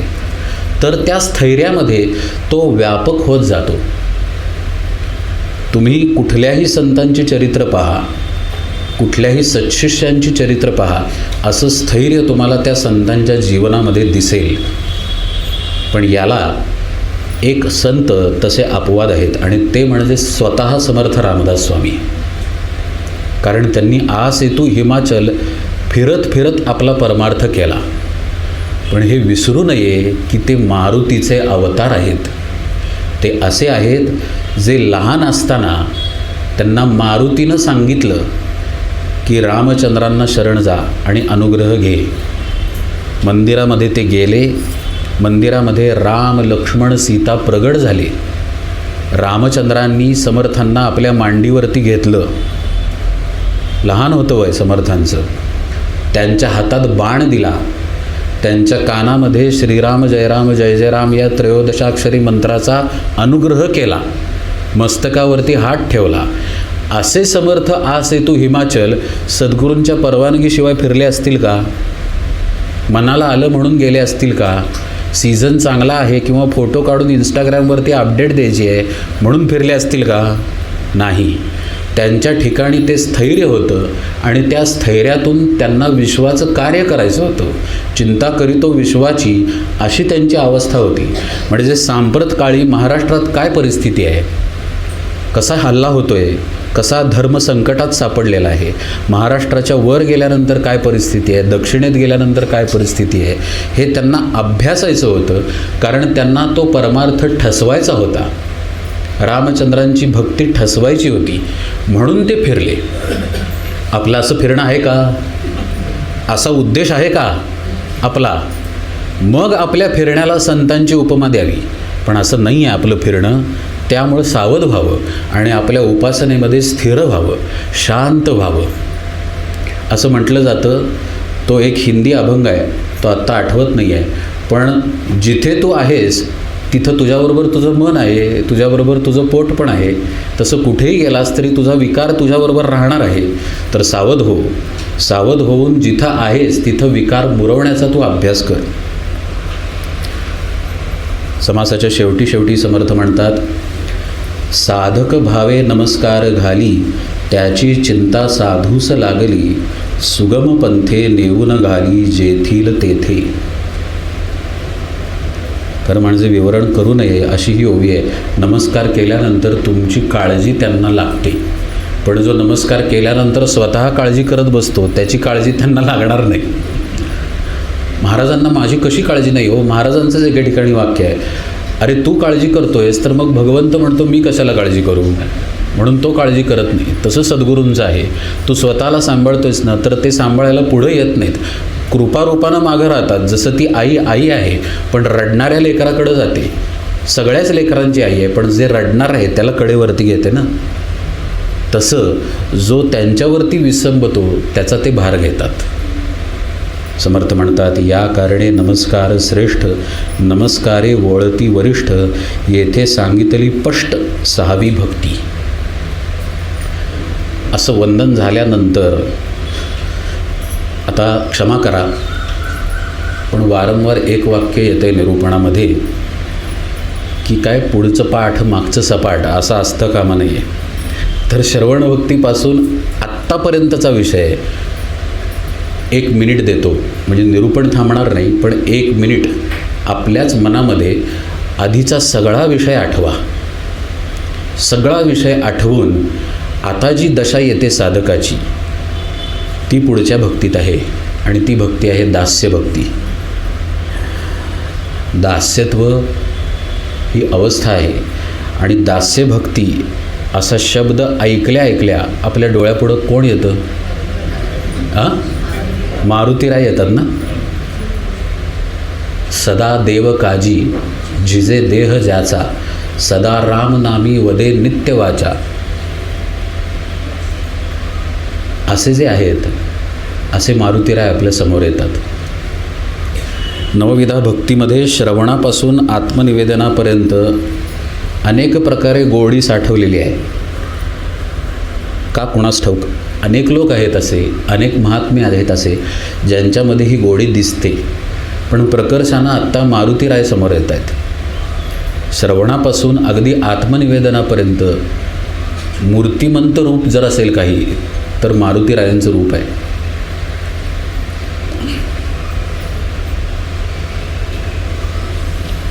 असं झालं, भगवंतांनी ठरवलं की आता अवतार घ्यायचा आणि आपली लक्ष्मी आहे तिच्याबरोबर अवतार घ्यायचा. आणि भगवंतांनी असं ठरवल्यानंतर सगळे म्हणाले आम्ही पण येणार, आम्ही पण येणार. हट्ट करत नाहीत का सगळीजण, आम्ही पण येणार. तसं सगळ्या देवतांनी हट्ट केला. भगवान शंकर रामरायांचं अनुसंधान ठेवतात आणि रामराया भगवान शंकरांचं अनुसंधान ठेवतात. असा परस्पर संबंध आहे एकमेकांमध्ये, असं परस्पर प्रेम आहे. तर भगवान शंकर डोळे मिटून बसलेले होते. ते डोळे मिटूनच बसलेले असतात बरं का, कारण ते ध्यानामध्ये असतात. ये मार्गीचा कापडी महेशू असे, असं ज्ञानेश्वर महाराज म्हणतात. आत्मज्ञानाची जी सद्गुरू उपदिष्ट साधना आहे, सद्गुरुपदिष्ठ हे खूप वेळा येतं निरूपणामध्ये, म्हणजे सद्गुरूंनी आपल्याला दिलेली साधना, त्या साधनेमध्ये लीन असलेले भगवान शंकर. पण लीन असताना त्यांनी काय म्हणायचं त्याला, स्माईल केलं. गालातल्या गालात गोड हसले ते. आणि जी प्रेमाची असते जवळ बसलेली तिचं बारीक सारीक गोष्टींकडं लक्ष असतं. आता हे काय करता येतं, बारीकसं हसू त्यांच्या गालावर दिसल्यानंतर पार्वतीने विचारलं काय झालं, काय झालं. खरं काही विचारायची गरज नाही आहे बरं का, आता झालं असेल काहीतरी लगेच विचारायचं काय झालं. पण त्या दोघांमध्ये असे संवाद घडले म्हणून आपल्या पदरात गुरुगीता इत्यादींसारखे ग्रंथ आलेले आहेत किंवा शिवस्वरोदय शास्त्र यासारखे ग्रंथ आलेले आहेत. ते दोघांमधले संवाद आहेत. तिनं विचारलं काय झालं स्वामी, असं म्हणतात बरं का नवऱ्याला, जाऊ दे काय रे अमुक अमुक म्हणून एकेरी उच्चार आता केला जातो, भाग वेगळा. त्यांनी तसा केला नाही. काय झालं स्वामी असं म्हणाल्यानंतर भगवान शंकर रामाचं नाव घेऊच शकले नाहीत मुखातून. नीट लक्ष देऊन ऐका बरं का, नाम घेऊ शकले नाहीत, फक्त डोळ्यातून अश्रू व्हायला लागले. त्यांना म्हणायचं होतं, ते वाक्य असं होतं की रामचंद्र अवतार घेऊन येणार आहेत, म्हणजे रामचंद्रांचा अवतार होणार आहे असं त्यांना म्हणायचं होतं. म्हणजे राम या शब्दाशिवाय तर त्यांना बोलता येणार नाही ना वाक्य. रामावतार होणार आहे हे ते बोलू शकले नाहीत. इतकी भावावस्था तीव्र, डोळ्यातून अश्रू येत आहेत बाहेर. आणि शेवटी भगवान शंकरांनी भाव आवरले आणि पार्वतीला म्हणाले की स्वामी अवतार घेत आहेत, तर आता मी सेवेला जातो. आणि मग मारुतीरायांचा अवतार झालेला आहे भगवंतांच्या सेवेकरता. मारुतीरायांनी स्वतः भगवंताचे अवतार असून, स्वतः आत्मज्ञानी असून पडेल ते काम केलेलं आहे रामचंद्रांच्या अवतार कार्यामध्ये. पडेल ते काम, दास्यभक्तीचा जो समास आहे ना त्यामध्ये पडेल ते काम करावं अशा अर्थाच्या ओव्या आहेत समर्थांच्या. हे करा ते करा, म्हणजे केर काढा, सतरंजा गोळा करा, वाद घालत का असे ना एकमेकांशी, पण काम करा. ही माळ मी लावलेली आहे बरं का, असं स्मरण असतं आपल्याला. हे जे दिसते ना हे मी लावलेलं आहे याचं स्मरण असतं. या खुर्च्या कोणी मांडल्या, इथे मी मांडल्या याचं स्मरण असतं. असं स्मरण ठेवून जो सेवा करतो तो दास नाही आहे बरं का. आपल्या कर्तृत्व भावाला टाकून केलेली सेवा दास्य भक्तीमध्ये येते. पडेल ते काम मारुतीरायांनी केलं. पडेल ते काम, युद्धामध्ये पडेल ते मारलेलं आहे, समोर आलेल्या प्रत्येकाला मारलेलं आहे. इतकंच नाही तर रावणालाही मारायचं सामर्थ्य होतं, पण ते सद्गुरू कार्य आहे म्हणून ते थांबलेले आहेत. नाहीतर रावणालाही कधीच मारलं असतं मारुतीरायांनी. असो, अशा मारुतीरायांची मूर्ती आपण समोर आणूया, डोळे मिटूया, 1 मिनिट मारुतीरायांना नमस्कार करूया आणि मग दास्यभक्तीचं विवरण पाहूया. कारण मारुतीरायांच्या स्मरणाशिवाय दास्यभक्ती पाहता येणार नाही आपल्याला. मनोजवं मारुततुल्यवेगं जितेंद्रियं बुद्धिमतां वरिष्ठं वातात्मजं वानरयूथमुख्यं श्रीरामदूतं शरणं प्रपद्ये. साधक अशा अवस्थेमध्ये जातो की त्याच्या जीवनामध्ये त्याचे सद्गुरू अशासाठी म्हटलं कारण परमार्थाचा, भक्तीचा हा विषय आपण सद्गुरूंना मध्यवर्ती ठेवून पाहतोय. जर नीट निरूपण आपण ऐकली तर लक्षात येईल. सद्गुरू आपल्या मध्यवर्ती आहेत या सगळ्या भक्तींच्या. तसंच दास्यभक्तीमध्ये आता भगवंतांना ठेवायचं नाही, भगवंताचे दास अशा दृष्टीनं दास्यभक्ती नाही करायची. कोण ठेवायचं मध्ये? श्री महाराज आपले सद्गुरू मध्ये आहेत आणि आता त्याचे दास या भावानं दास्यभक्ती पाहायची. आपल्या घरी कामाला कोणीतरी येतं पहा. अलीकडची फॅशन आहे बरं, काही फॅशन म्हणू नये आता, काळाची गरज आहे ती. पण पूर्वी मोलकरणी नसायच्या. पूर्वी घरातलेच लोक घरातली कामं करायचे. आता घरामध्ये काम करायला कोणीतरी येतं. ती व्यक्ती पण तिचा देह झिजवते, पण पगाराकडे लक्ष असतं, पगाराकडे डोळे असतात. आपण इथे येणारे सगळेजण कष्ट करतो. कोणी बुद्धीचे कष्ट करतं, कोणी शरीराचे कष्ट करतं, कोणी दोन्हीचे कष्ट करतं. पण आपल्याला जर त्या कष्टाचा मोबदला मिळाला नाही तर आपण ते कष्ट करू का? करू नाही. पगारच मिळाला नाही तर नोकरी करण्यात काय अर्थ आहे? प्रॉफिट जर झाला नाही तर धंदा करण्यात काय अर्थ आहे? अशी आपली दृष्टी आहे. याचा अर्थ असा आहे की आपल्यापाशी आपल्या गरजा आहेत, बरोबर, जे काही असतील ते, म्हणजे अन्न, निवारा वगैरे वगैरे, आपल्या आपल्या गरजा. त्या गरजा भागवण्यासाठी पैसा लागतो आणि त्या पैशासाठी नोकरी करावी लागते. यासाठी नोकरी करायची आहे म्हणून आपण नोकरी करत असतो. म्हणजे आपली गरज, आपली वासना मध्यवर्ती आहे आणि त्याच्या भोवती आपण फिरतोय. ती भागवण्यासाठी आपण काम करतोय, आपण वेगवेगळ्या गोष्टी करतोय. आता सद्गुरू जेव्हा मध्यवर्ती येतात तेव्हा दास्यभक्ती घडते. तेव्हा देहानं केलं जाणारं प्रत्येक कर्म सद्गुरूंसाठी केलं जातं.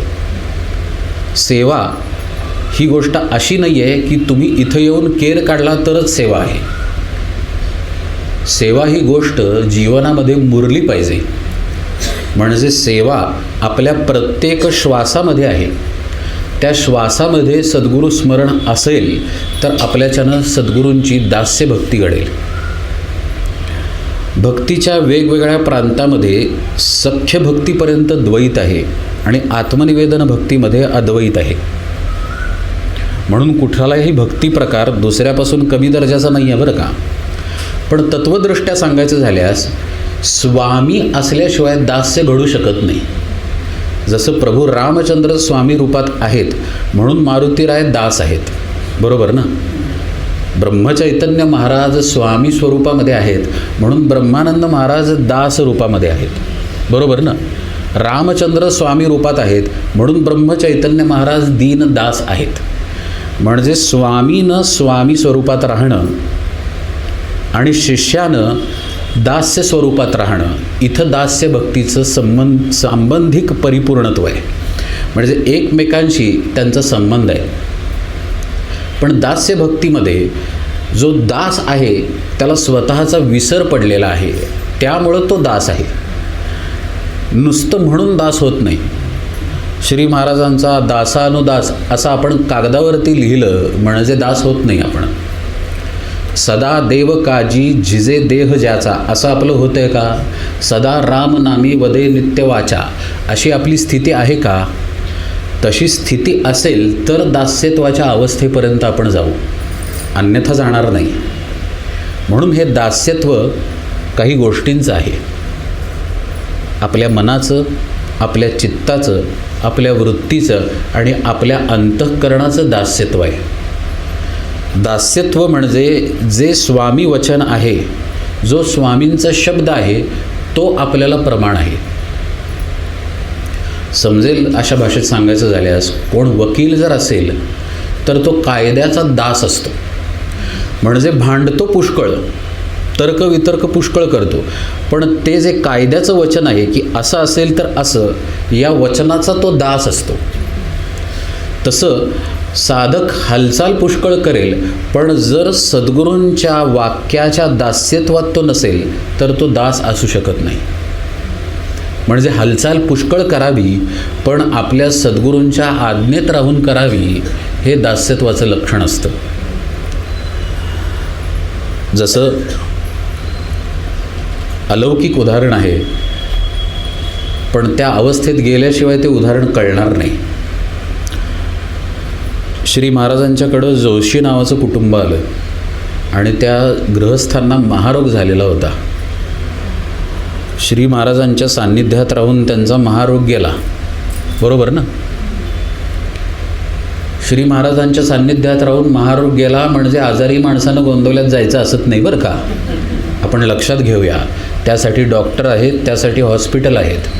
चरित्रातल्या काही घटना आणि काही गोष्टी आपल्याला दाखवण्यासाठी केलेल्या असतात, हे आपण लक्षात घेऊया. थोडं विषयांतर करायचं झालं, खरं विषयांतर नाही, या विषयाला लागूनच गोष्ट आहे. द्रौपदी वस्त्रहरणाचा प्रसंग येतो महाभारतामध्ये, पण महाभारत जे आहे व्यासांनी लिहिलेलं, त्यामध्ये असं वर्णन नाही की भगवंतांनी साड्या पुरवल्या, असं लिहिलेलंच नाही आहे. ते भावानं सांगितलं जातं की तिथं वस्त्र कमी पडलं नाही, अब्रू राखली गेली. महाभारतामध्ये फक्त एवढंच वर्णन आहे की दुःशासनानं पदरात हात घातला, केसाला धरून फरफटत द्रौपदीला आणलं राजसभेमध्ये, असं वर्णन आहे.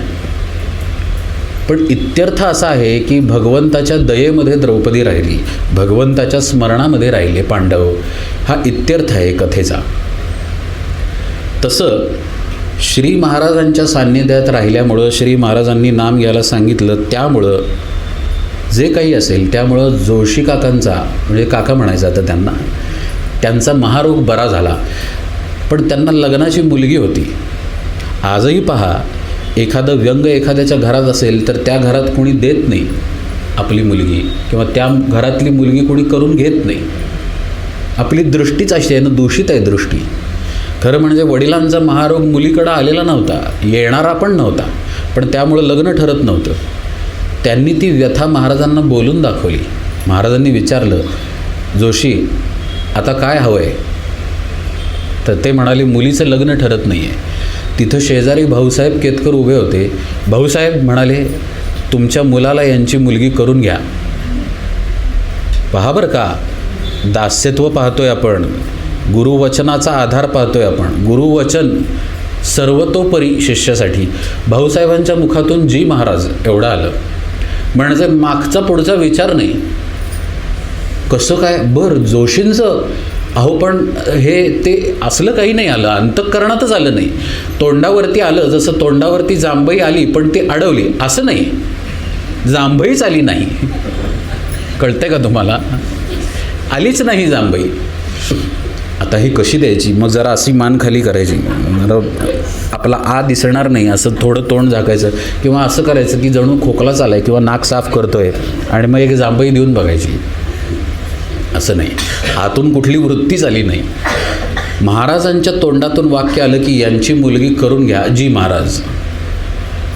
यावेळी जो भाव आहे ना भाऊसाहेबांचा, तो दास्यत्वातनं आलेला भाव आहे, म्हणजे पूर्णपणे समर्पण आहे. आतमध्ये कुठली वृत्तीच नाही आहे त्या शब्दांच्या वरती येणारी. ते शब्द कानावरती आले आणि तसंच्या तसं इम्प्लिमेंटेशन झालेलं आहे.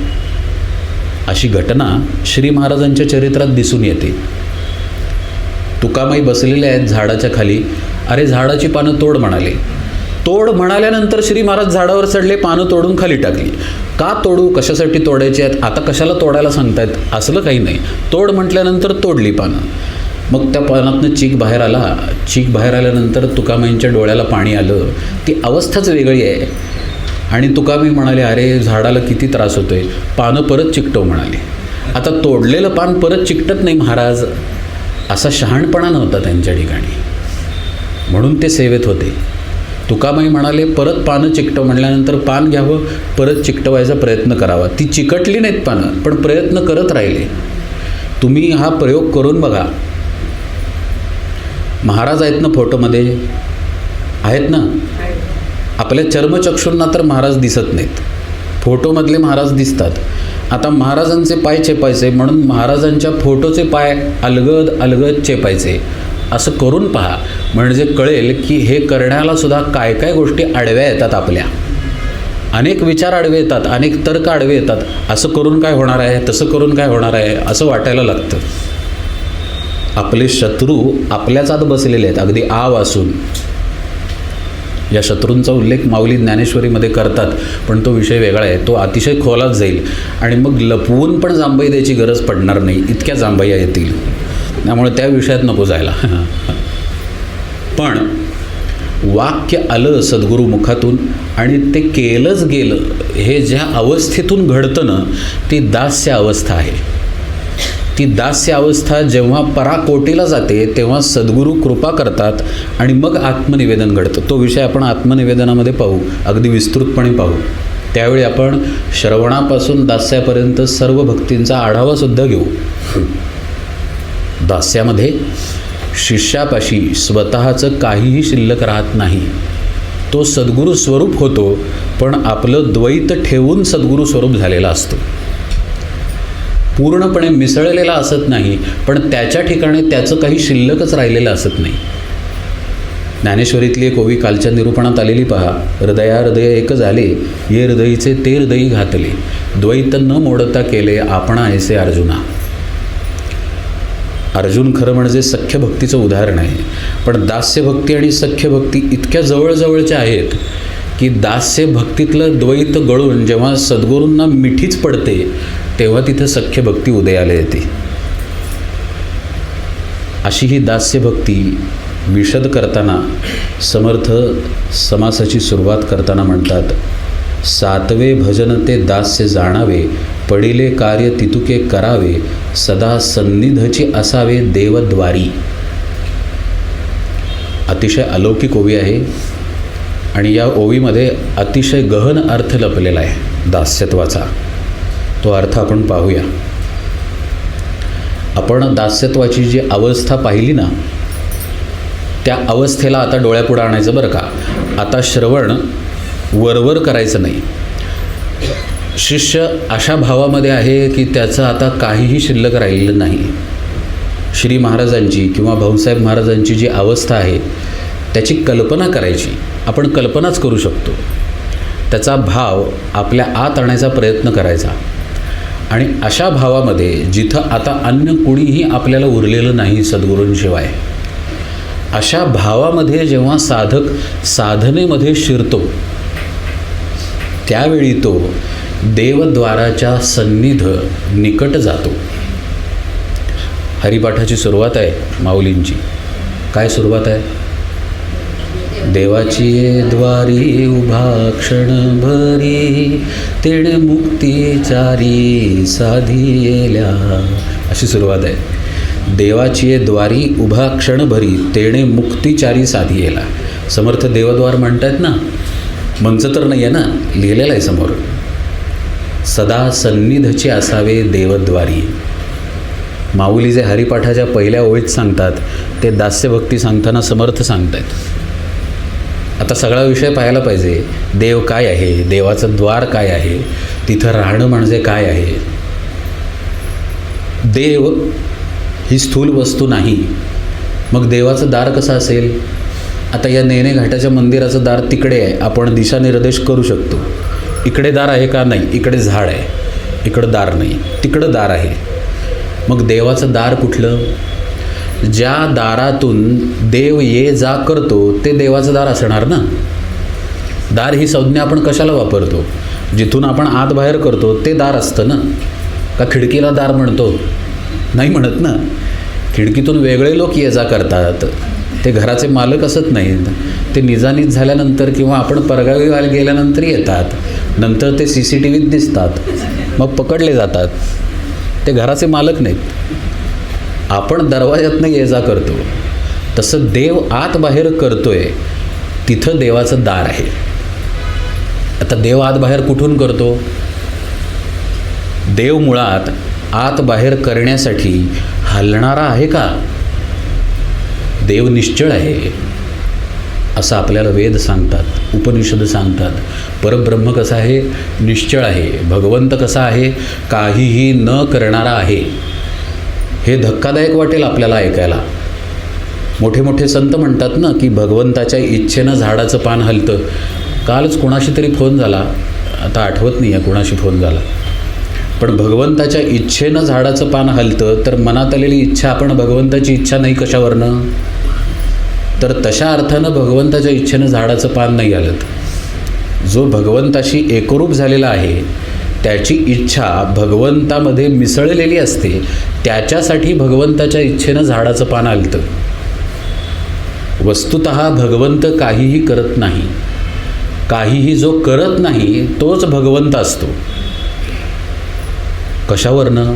भगवंतांचं वचन आहे गीतेमध्ये, न कर्तृत्वम न कर्माणि लोकस्य सृजती प्रभू न कर्मफल संयोगम स्वभावस्तु प्रवर्तते.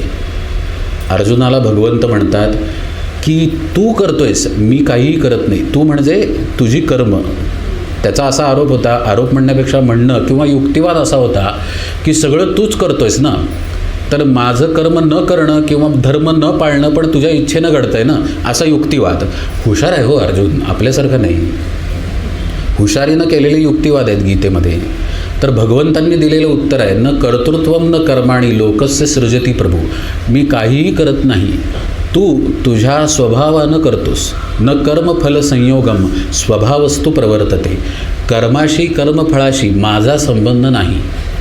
माझा म्हणजे आत्मस्थ झालेले भगवान श्रीकृष्ण बोलत आहेत, माझा संबंध नाही. इथं गीतेला आत्म्याचा संबंध नाही अशा दृष्टीनं पाहायचं असतं. आत्म्याचा कर्माशी कर्मफलाशी संबंध नाही अशा दृष्टीनं गीतेला इथं पाहायचं आहे. आत्माच सांगतोय, गीता आत्मा श्रीकृष्णाच्या मुखातून सांगतोय, कारण श्रीकृष्णच आत्मा आहे. अशा दृष्टीनं श्रीकृष्ण काही ठिकाणी बोललेले आहेत गीतेत. कधी कधी ते अर्जुनाचे सद्गुरू म्हणून बोलतात, कधी कधी ते आत्मा म्हणूनच बोलतात, भगवंत म्हणूनच बोलतात. तसं हे भगवंतांचं वचन म्हणजे आत्म्याची स्थिती आहे की न कर्तृत्वम न कर्माणि लोकस्य सृजती प्रभू. लोक त्यांच्या त्यांच्या स्वभावानं वर्तन करतात. त्यामुळं जो आत्मा आहे तो काही करत नाही. पण माऊली म्हणतात किंवा समर्थ इथं म्हणतात की देवाचं द्वार आहे, देवाची ये द्वारी उभा क्षणभरी. म्हणजे देव ये जा करतोय, तर हा देव चैतन्य रूपानं ये जा करतो. मागच्या 2 दिवसांपूर्वीच्या निरूपणात आपण पाहिलं की चैतन्याची हालचाल आपल्या देहामध्ये आहे, म्हणून आपला देह हालचाल करू शकतो. इथून डोळे एकमेकांना पाहू शकतात, कारण चैतन्य इथे पण आहे तिथे पण आहे, हालचाल करतंय, म्हणून ऐकणं घडतं, समजून घेणं घडतं. म्हणजे देवाची ये जा होते याचाच अर्थ चैतन्याची ये जा होते. आणि ही ये जा कुठे होते? तर आपल्या श्वासांमध्ये होते. श्वास आत येणं आणि श्वास बाहेर जाणं ही चैतन्याची ये जा आहे आपल्या आत. फक्त हवा ये जा करते असा श्वासाचा सीमित अर्थ नाही. फक्त प्राणवायू, ज्याला इंग्लिशमध्ये ऑक्सिजन म्हणतात, तो ये जा करतो असा श्वासाचा अर्थ नाही. कारण प्राणवायू मुळात ऑक्सिजनला म्हणतच नाहीत. प्राण आपल्या सकट जेव्हा वायूला प्रवाहित करतो तेव्हा तो प्राणवायू होतो. खरं म्हणजे वायू, हवा आणि ऑक्सिजन यात काही फरक नाही. ऑक्सिजन ही हवाच आहे, त्याचं स्वरूप आहे. प्राणवायू त्याच्यात प्राण मिसळल्यानंतरच प्राणवायू होतो त्या ऑक्सिजनमध्ये. येते का लक्षात? त्यामुळं ते श्वास हे आपलं कर्तृत्व नाही, ते भगवंतांचं येणं जाणं आहे, त्या चैतन्याच्या मार्फत येणं जाणं आहे. मनुष्य जर मेलेला असेल तर त्या मनुष्यामध्ये फुफ्फुस असतं. ज्या नलिकेद्वारे फुफ्फुसात हवा जाते, ऑक्सिजन जातो, ती नलिका पण असते, नाकपुडी पण असते. त्या नाकपुडीमध्ये पाईप घुसवता येते आणि ऑक्सिजन पंप करता येतो. पण असं करून मेलेला माणूस जिवंत होत नाही. प्रयोग करून पाहावा, वैकुंठ स्मशानभूमी जवळच आहे. मनुष्य जिवंत होत नाही ऑक्सिजनमुळं. मनुष्य जिवंत चैतन्यामुळं राहिलेला असतो. ते चैतन्य आत बाहेर करतं अशी एकच जागा म्हणजे आपले श्वास असतात. याचा अर्थ श्वासांचं द्वार आहे जिथून श्वास ये जा करतात. आणि हे द्वार नाकपुडी नसून आपलं भ्रूमध्यस्थान आहे असं संतांनी निर्देशित केलेलं आहे. ते भ्रूमध्यस्थान म्हणजे लौकिक अर्थानं दिसणारं भ्रूमध्यस्थान नसून त्या भ्रूमध्यस्थानाच्या आतली आज्ञाचक्राची जागा आहे. हे ये जा होणं श्वासांचं वर करणी दिसतं, पण आपण ना इंग्लिशमध्ये अंडर एस्टिमेट नावाचा एक शब्द आहे. आपण या श्वासांना अंडर एस्टिमेट करून ठेवलेलं आहे. सारखेच आहेत ना आपल्यापाशी, तर त्याच्याकडे लक्ष जात नाही. पण असं पहा, नाक दाबून ठेवलं, आत्ता कोणी दाबू नका, नाक समजा दाबून ठेवलं तर काही सेकंदांनी किंवा काही क्षणांनी आतून एक उर्मी येते श्वास घेण्याची. आतून एक शक्ती असते जी श्वास घ्यायला भाग पाडते कसंही करून, आणि त्या शक्तीच्या हालचालीमुळं आपल्या देहाची तळमळ होते. पहा, म्हणजे जे तरुण आहेत आणि ज्यांना विश्वास आहे की लगेच काही अपाय होणार नाही, त्यांनी हा प्रयोग जरूर करून पाहावा. नाक बंद करून अजिबात श्वास घ्यायचे नाहीत आणि काही वेळ बघायचं. अशी तळमळ व्हायला लागते. ही तळमळ त्या चैतन्यामुळे होते. ते चैतन्य श्वास घेण्यासाठी तडफडायला लागतं. म्हणजे त्या श्वासाच्या मागे त्या चैतन्याचा धक्का आहे. जसं वाफेचं इंजिन असतं ना, वाफेचा धक्का लागतो. आता ज्यांनी मेकॅनिकल इंजिनिअरिंग केलं असेल किंवा इंजिनिअरिंगचा सर्वसाधारण अभ्यास असेल त्याला कळेल की एक धक्का दिला की कार्य चालू होतं आणि मग इतर चक्र फिरायला लागतात. तसा चैतन्याचा धक्का आहे. लक्ष देऊन ऐका बरं का, हे तत्त्वज्ञान सहसा सांगितलं जात नाही. देवद्वाराचा तर असा अर्थ सांगितलाच जात नाही. त्या चैतन्याचा धक्का आहे म्हणून श्वास हलतो, श्वास घेण्याची उर्मी होते. आणि ती उर्मी आपल्या भ्रूमध्यस्थानातून प्रगट होत असते आणि तिथून ऊर्जा मिळून श्वास आत घेतला जातो, बाहेर टाकला जातो, आत घेतला जातो, बाहेर टाकला जातो. या स्थानापाशी जेव्हा साधक साधनेच्या मार्गानं शिरतो आणि तिथं स्थिर राहायला लागतो तेव्हा तो देवद्वारापाशी पोहोचतो. आता हे देवद्वार वेगवेगळ्या लक्षणांनी साधनेमध्ये प्रगट होतं. समर्थ दासबोधामध्येच अतिशय सुंदर प्रकारे सांगतात, महाद्वार ओलांडावे मग देव दर्शन घ्यावे, असे समर्थांचे शब्द आहेत. पहा, हे महाद्वार म्हणजे आत्ताचं आपण पाहिलेलं देवद्वार आहे. आता हे चैतन्य आपली जशी शरीर आहेत ना, तसं सूक्ष्म किंवा स्थूल याच्या पलीकडचं आहे, अतिसूक्ष्म आहे. सूक्ष्म म्हणजे साधारण काय, आपल्या चर्मचक्षूंना दिसत नाही ते सूक्ष्म. मग त्याच्यासाठी सूक्ष्मदर्शिका लागते. सूक्ष्मदर्शिकेतनं जीव एवढा दिसतो. पहा, इतर वेळी डोळ्याला दिसणार नाही, पण ती सूक्ष्मदर्शिका स्क्रीनला जोडली असेल तर तो जीव एवढा दिसतो, एक विती एवढा. ती सूक्ष्मता झाली, स्थूलातली सूक्ष्मता सांगतोय बरं का. आणि आपल्या इंद्रियांना दिसणारी ही स्थूलता की सहज मनुष्य दिसला तर तो सूक्ष्म जीव रक्तात मिसळू शकतो, रक्तातून शरीरात प्रवाहित होऊ शकतो. जसं आपण या दरवाजातनं आत येऊ शकतो आणि आत बागडू शकतो. म्हणजे ये जा करण्यासाठी त्या सूक्ष्मतेला सामावलं जाईल एवढं मोठं दरवाजा तिथे आहे म्हणून ती सूक्ष्मता आत येते. पण चैतन्य अतिसूक्ष्म आहे, आपल्या देहासारखं नाही. त्यामुळं त्याची ये जा होणारं जे दार आहे, जे आत्ता आपण पाहिलं, ते साधनेच्या आंतरिक स्थितीमध्ये सद्गुरू कृपेनं अनुभवाला येतं. जेव्हा साधक शांत ध्यानाच्या स्थितीमध्ये पोहोचतो, नामाच्या स्थितीमध्ये पोहोचतो, त्यावेळी काल पाहिलेला किंवा परवा पाहिलेला विषय त्याच्या इडापिंगळांच्या गती सूक्ष्म होतात. नासाभ्यंतरचारिणव असे त्याचे आतल्या आत श्वास व्हायला लागतात आणि प्राणगती सुषुम्नेमध्ये शिरते. आपलं मन तिथे आहे, हालचाल करणारं, विचार करणारं मन तिथे आहे. पण ज्यावेळी इडा आणि पिंगळाच्या गती सूक्ष्म होतात त्यावेळी मन निर्विचार झालेलं असतं. म्हणजे विचार थांबलेले असतात, पण मन मेलेलं असत नाही. मनाचं अमन झालेलं असतं, पण उन्मन झालेलं असत नाही. शून्य आलेलं असतं, शून्य दशा आलेली असते, पण मन तिथं मनपणानं शिल्लक असते. असं सूक्ष्म झालेलं मन सुषुम्नेमध्ये प्राणाबरोबर शिरतं. उदाहरण द्यायचं झालं तर आता या मंदिराचा हा दरवाजा कल्पना करायची बरं का. हा दरवाजा म्हणजे सुषुम्नेचा मार्ग आहे. तर एखादा बाप आपल्या मुलाला बरोबर घेऊन येतो पहा, हाताला धरून आत येतो दरवाजाच्या. काय तसं प्राण मनाला बरोबर घेऊन सुषुम्नेतनं वरती जातात. प्राण आहे, सूक्ष्म झालेला प्राण आहे, तो सुषुम्नेमध्ये शिरतो आणि त्याच्याबरोबर आपलं मनही राहतं आणि मन आणि पवनाची गाठ पडते. गाठ पडली म्हणजे एकमेकांबरोबर ते राहिले, सूक्ष्म आहेत पण एकमेकांबरोबर राहिले. अशा वेळी मन आणि पवन या चिदाकाशाच्या प्रांतामध्ये जाऊन, चिदाकाश आपण परवा पाहिला विषय, या चिदाकाशाच्या प्रांतामध्ये जाऊन मन आणि पवन शांत होतं.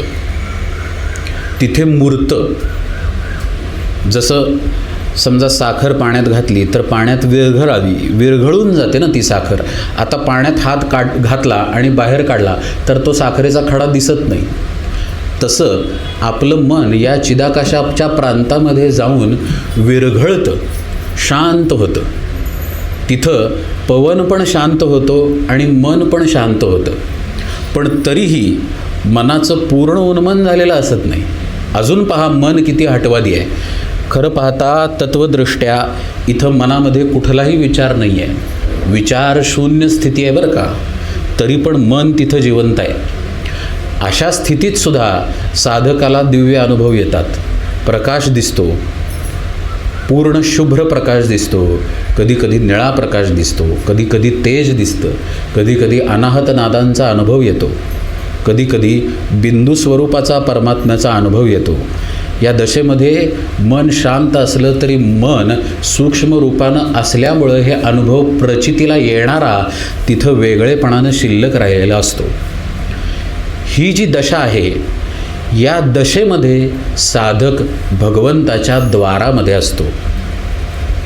द्वाराचा एक अर्थ असा आहे की दरवाजामध्ये जेव्हा आपण आहे ना, समजा आता इथे हा दरवाजा आहे पहा, खुर्ची ठेवली आहे या दरवाजात, बरोबर.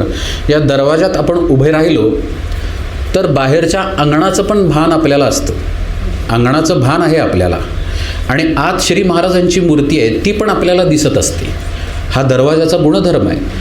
म्हणजे बाहेरचं पण कळतं आणि आतलं पण कळतं, अशी दरवाजाची स्थिती असते. तशी ही महाद्वाराची अवस्था आहे साधनेतली, की साधकाला आत्मस्वरूपाचं पण भान राहतं की मी आत्मा आहे. ते भान त्याचं निःशब्द असतं. मी आत्मा आहे, सोहम असा शाब्दिक भाव तिथे असत नाही. निःशब्द जाणीव असते की अहम आत्मा, मी तेच आहे, ही निःशब्द जाणीव असते. कारण दुसरी ओळख राहिलेली नसते. आपल्या आत जे जीव चैतन्य आहे ना, ते सतत ओळख शोधत असतं.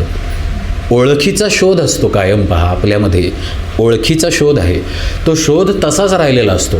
त्या सूक्ष्म दशेमध्ये आपण आत्मा आहोत या निःशब्द जाणीवेमध्ये साधक राहतो, पण त्याला देह आहे याची जाणीव पण त्या ठिकाणी असते. म्हणजे एकीकडे दृश्य आहे, एकीकडे माया आहे आणि एकीकडे ब्रह्म आहे, एकीकडे आत्मा आहे. अशा दरवाजामध्ये जीव जेव्हा उभा असतो तेव्हा ते देवाचं द्वार आहे. या देवाच्या द्वारामध्ये माऊली म्हणतात की जो एक क्षणभर थांबतो त्याला चारी मुक्ती प्राप्त होतात. एक क्षण म्हणजे पूर्ण आयुष्य जो थांबतो त्याला चारी मुक्ती प्राप्त होतात. कुणी म्हणेल एक क्षण म्हणजे आयुष्य कसं काय?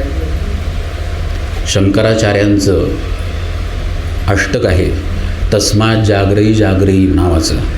त्याच्यात शंकराचार्य म्हणतात आयुक्षणं न जानाती तस्मात् जागरी जागरी. म्हणजे आयुष्य हे क्षणभंगूर आहे. आत्ता आपण कसेही दिसत असलो, म्हणजे आपण राजबिंडेच दिसतो, प्रत्येकाला आपण राजबिंडेच वाटतो, सुंदरच वाटतो. पण आत्ता आपण कसंही असलो आणि कितीही वयाचे असलो तरी आपलं लग्न आपल्याला स्पष्टपणे आठवतं. काय करणार, महत्त्वाचा संस्कार आहे ना. आणि इतकं स्पष्टपणे आठवतं की जणू कालच झालेलं आहे. इतकं स्पष्टपणे आठवतं की नाही, कालच कॉलेजमध्ये होतो, कालपर्यंत तर नोकरीवरती लागलेलो होतो, असं एखादा 50शीचा माणूस आहे तो म्हणतो. म्हणजे इतका काळ निघून गेला पण जणू काही एक क्षण गेला आहे असं आपल्याला वाटतं. याचं आणखी एक उदाहरण रोज आपल्याला कळतं आणि ते म्हणजे आपली झोप. झोप आपली होते, आपण झोपी जातो त्यावेळी अंदाजे 10, 10:30, 11 वाजलेले असतात आणि जाग येते तेव्हा जे काय असेल ते 7, 8 अंदाजे अमुक वाजलेले असतात. पण उठल्यानंतर पुष्कळ वेळ झोपलो बाबा, झोपून दमलो असं कोणी म्हणत नाही. आत्ताच झोपलेलो असं आपल्याला वाटतं. म्हणजे जणू एक क्षण झाला आणि इतका काळ गेला. म्हणजे दीर्घकाळ म्हणजेच क्षण आहे, हे माऊलींचं सांगणं आहे. म्हणजे साधनेच्या अवस्थेमध्ये जाऊन आपल्या आत खोल उतरून दीर्घकाळ आपल्याला भगवंताच्या द्वारामध्ये थांबायचं आहे. म्हणजेच समजेल अशा भाषेत निर्वृत्तिक स्थितीमध्ये दीर्घकाळ थांबण्याचा अभ्यास करायचा आहे. मुळात ही स्थितीच पुष्कळांना काही वर्षांनंतर येते, रोज अभ्यास केल्यानंतर. आणि रोज अभ्यास केल्यानंतरसुद्धा काही क्षणांपुरती ही स्थिती येते. म्हणूनच साधनेचा अभ्यास रोज 2-3 तास असा 40 वर्ष करावा लागतो. असा जो अभ्यास करतो तो या स्थितीमध्ये दीर्घकाळ राहू शकतो. दीर्घकाळ त्या स्थितीमध्ये आपण राहायचं आहे, टिकून ठेवायचं आहे स्वतःला. तर सदा सन्निधचे असावे देवद्वारी असं घडेल. ही स्थिती म्हणजे खऱ्या अर्थानं तिथं दास्यत्व आहे भगवंताचं. आता आपण दास्यत्वाची जी उदाहरणं स्थूलातली पाहिली, स्थूलातली म्हणजे मारुतीरायांना दास्य करणं, मारुतीरायांनी जे दास्यत्व केलं रामचंद्रांचं, किंवा भाऊसाहेब महाराज जसे दास्यभावात होते, ब्रह्मानंद महाराज जसे दास्यभावात होते, ही जी उदाहरणं पाहिली त्या उदाहरणाला ही स्थिती लागू पडते. पहा का लागू पडते? कारण या देवद्वारामध्ये मनामध्ये संकल्प विकल्प नाही आहे. का आहे? नाही आहे कारण तिथं शून्यावस्था आहे, विचारच नाही आहे तिथे, कुठलाही वृत्ती तरंग नाही आहे तिथे. पण तिथे तो मात्र शिल्लक आहे, अजून तो पूर्णपणे विरघळलेला नाही. जसं झाडाची पानं तोड असं सांगणारे तुकामाई तिथे आहेत आणि ब्रह्मचैतन्य पण आहेत झाडाची पानं तोडणारे. एकरूपत्व नाही आहे पण वेगळेपण असलं तरी तिथे पूर्ण समर्पण आहे. तसं साधक आत्मस्वरूपाकार झालेला नाही आहे, काय आत्मज्ञान झालेलं नाही आहे, पण तो एका अशा दरवाजामध्ये आहे जिथं त्याचं मन शिल्लक नाही आहे, कुठलीही वृत्ती नाही आहे, कुठलाही विचार नाही आहे. अशा स्थितीत जेव्हा तो स्थिर राहायला शिकतो तेव्हा तो खरं दास्यत्वाच्या अवस्थेत असतो. हा दास्यत्वाचा अतिशय सूक्ष्मातला आणि खरा साधनामय अर्थ आहे. ही दास्यभक्ती आत्मनिवेदनाकडं ढकलतेच, आपोआप ढकलते. हो, तुम्हाला सांगू का, हा प्रयोग करून पहा बरं का. सारखा आंबा येतो आहे नाही निरूपणामध्ये, पण आता त्याला इलाज नाही, अजून आंब्याचे दिवस आहेत. आंब्याचंच उदाहरण घेऊया. खरोखर हा प्रयोग करून पहा. हापूस आंबा घ्यायचा किंवा पायरी पण घ्या, कुठलाही चालेल. त्याचं साल वगैरे काढून आपण तो भांड्यात घालतो, पिळतो आणि मग साखर घालतो की नाही, तसं करायचं नाही. भांड्यात आधी साखर घालायची काय, आणि साखरेवरती आंबा ठेवायचा. 2-4 आंबे त्या साखरेवरती ठेवायचे, थोडा वेळ ठेवायचे आणि मग ती साखर खाली असतानाच आंबा पिळायला लागायचा. तो आंबा पिळत पिळत कोय पण पिळून अगदी घ्यायची. गाठी वगैरे आपण नंतर बोटानं तोडतो, सगळं रितसर सगळ्यांना माहीत आहे बघा, कसे अगदी लक्ष देऊन ऐकतात. आपल्या आवडीचा विषय आहे ना. आंब्याच्या गाठी आपण नंतर तोडतो. हे सगळं खाली साखर असतानाच करायचं. प्रत्येक गाठ तोडायची तोडायची तोडायची. असं केल्यानंतर काही वेळानं आपण आमरसात हात फिरवला तर आपल्या लक्षात येईल की साखरच नाही आहे, कारण या सगळ्या प्रोसेसमध्ये ती आपोआप विरघळून जाते. आमरस आधी पिळल्यानंतर वरती साखर घातली की ती ढवळावी लागते पहा विरघळेपर्यंत, आणि ती पटकन ढवळली जात नाही, खाली बारीक बारीक खडे शिल्लक राहतातच. पण या प्रोसेसनं जर आमरस केला तर ती आपोआपच पिळण्याच्या प्रोसेसमध्ये विरघळूनच जाते. तसं आता आंबा आहे, आंबा म्हणजे आत्मा. साखर आहे, आपण तिथं परमात्म्याच्या गोडीनं, सद्गुरूंच्या गोडीनं, सद्गुरू प्रेमामध्ये अगदी गोड होऊन गेलेलो आहे आपण, साखरेसारखे त्या आंब्यापाशी जाऊन पडलेलो आहे. जोपर्यंत साखर साखर म्हणून शिल्लक आहे तोपर्यंत ती दास्यत्वात राहते आंब्याच्या. जणू आंबाच माझं सर्वस्व असं साखर म्हणते.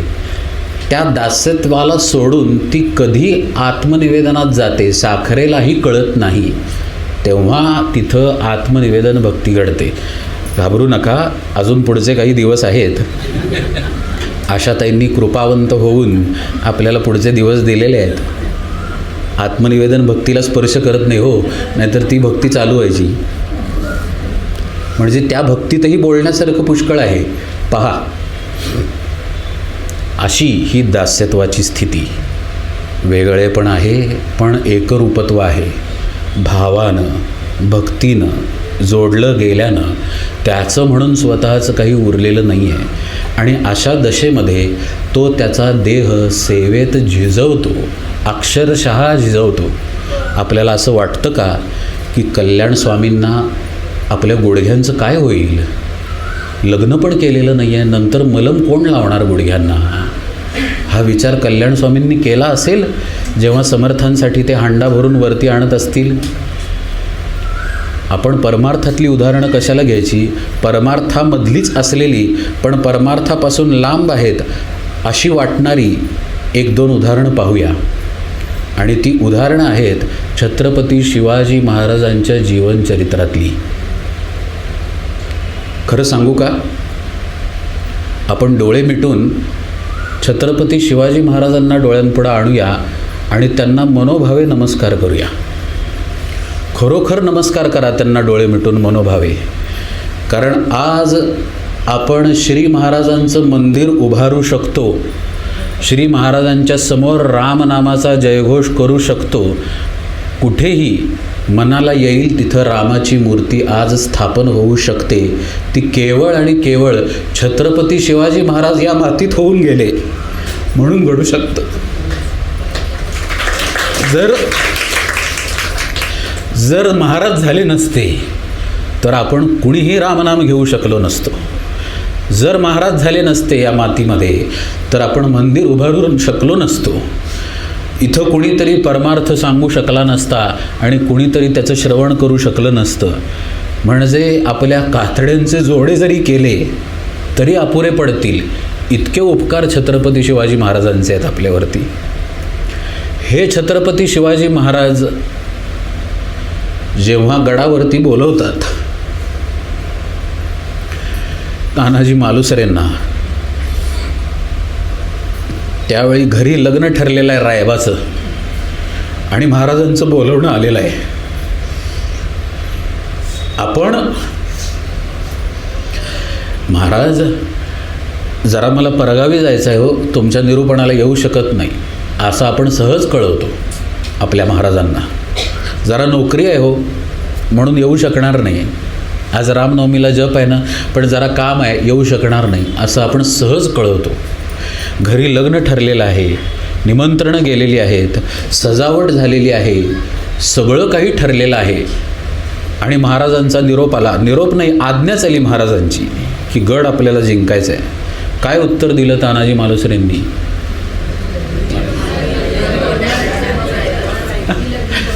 आधी लगीन कोंढाण्याचं मग रायबाचं. असं कुठून आलं? असं दास्यत्वातनं आलं. हे दास्यत्व जिथं आहे तिथं आपला स्वार्थ नाही आहे, आपण म्हणून कुणी तिथं नाही आहे.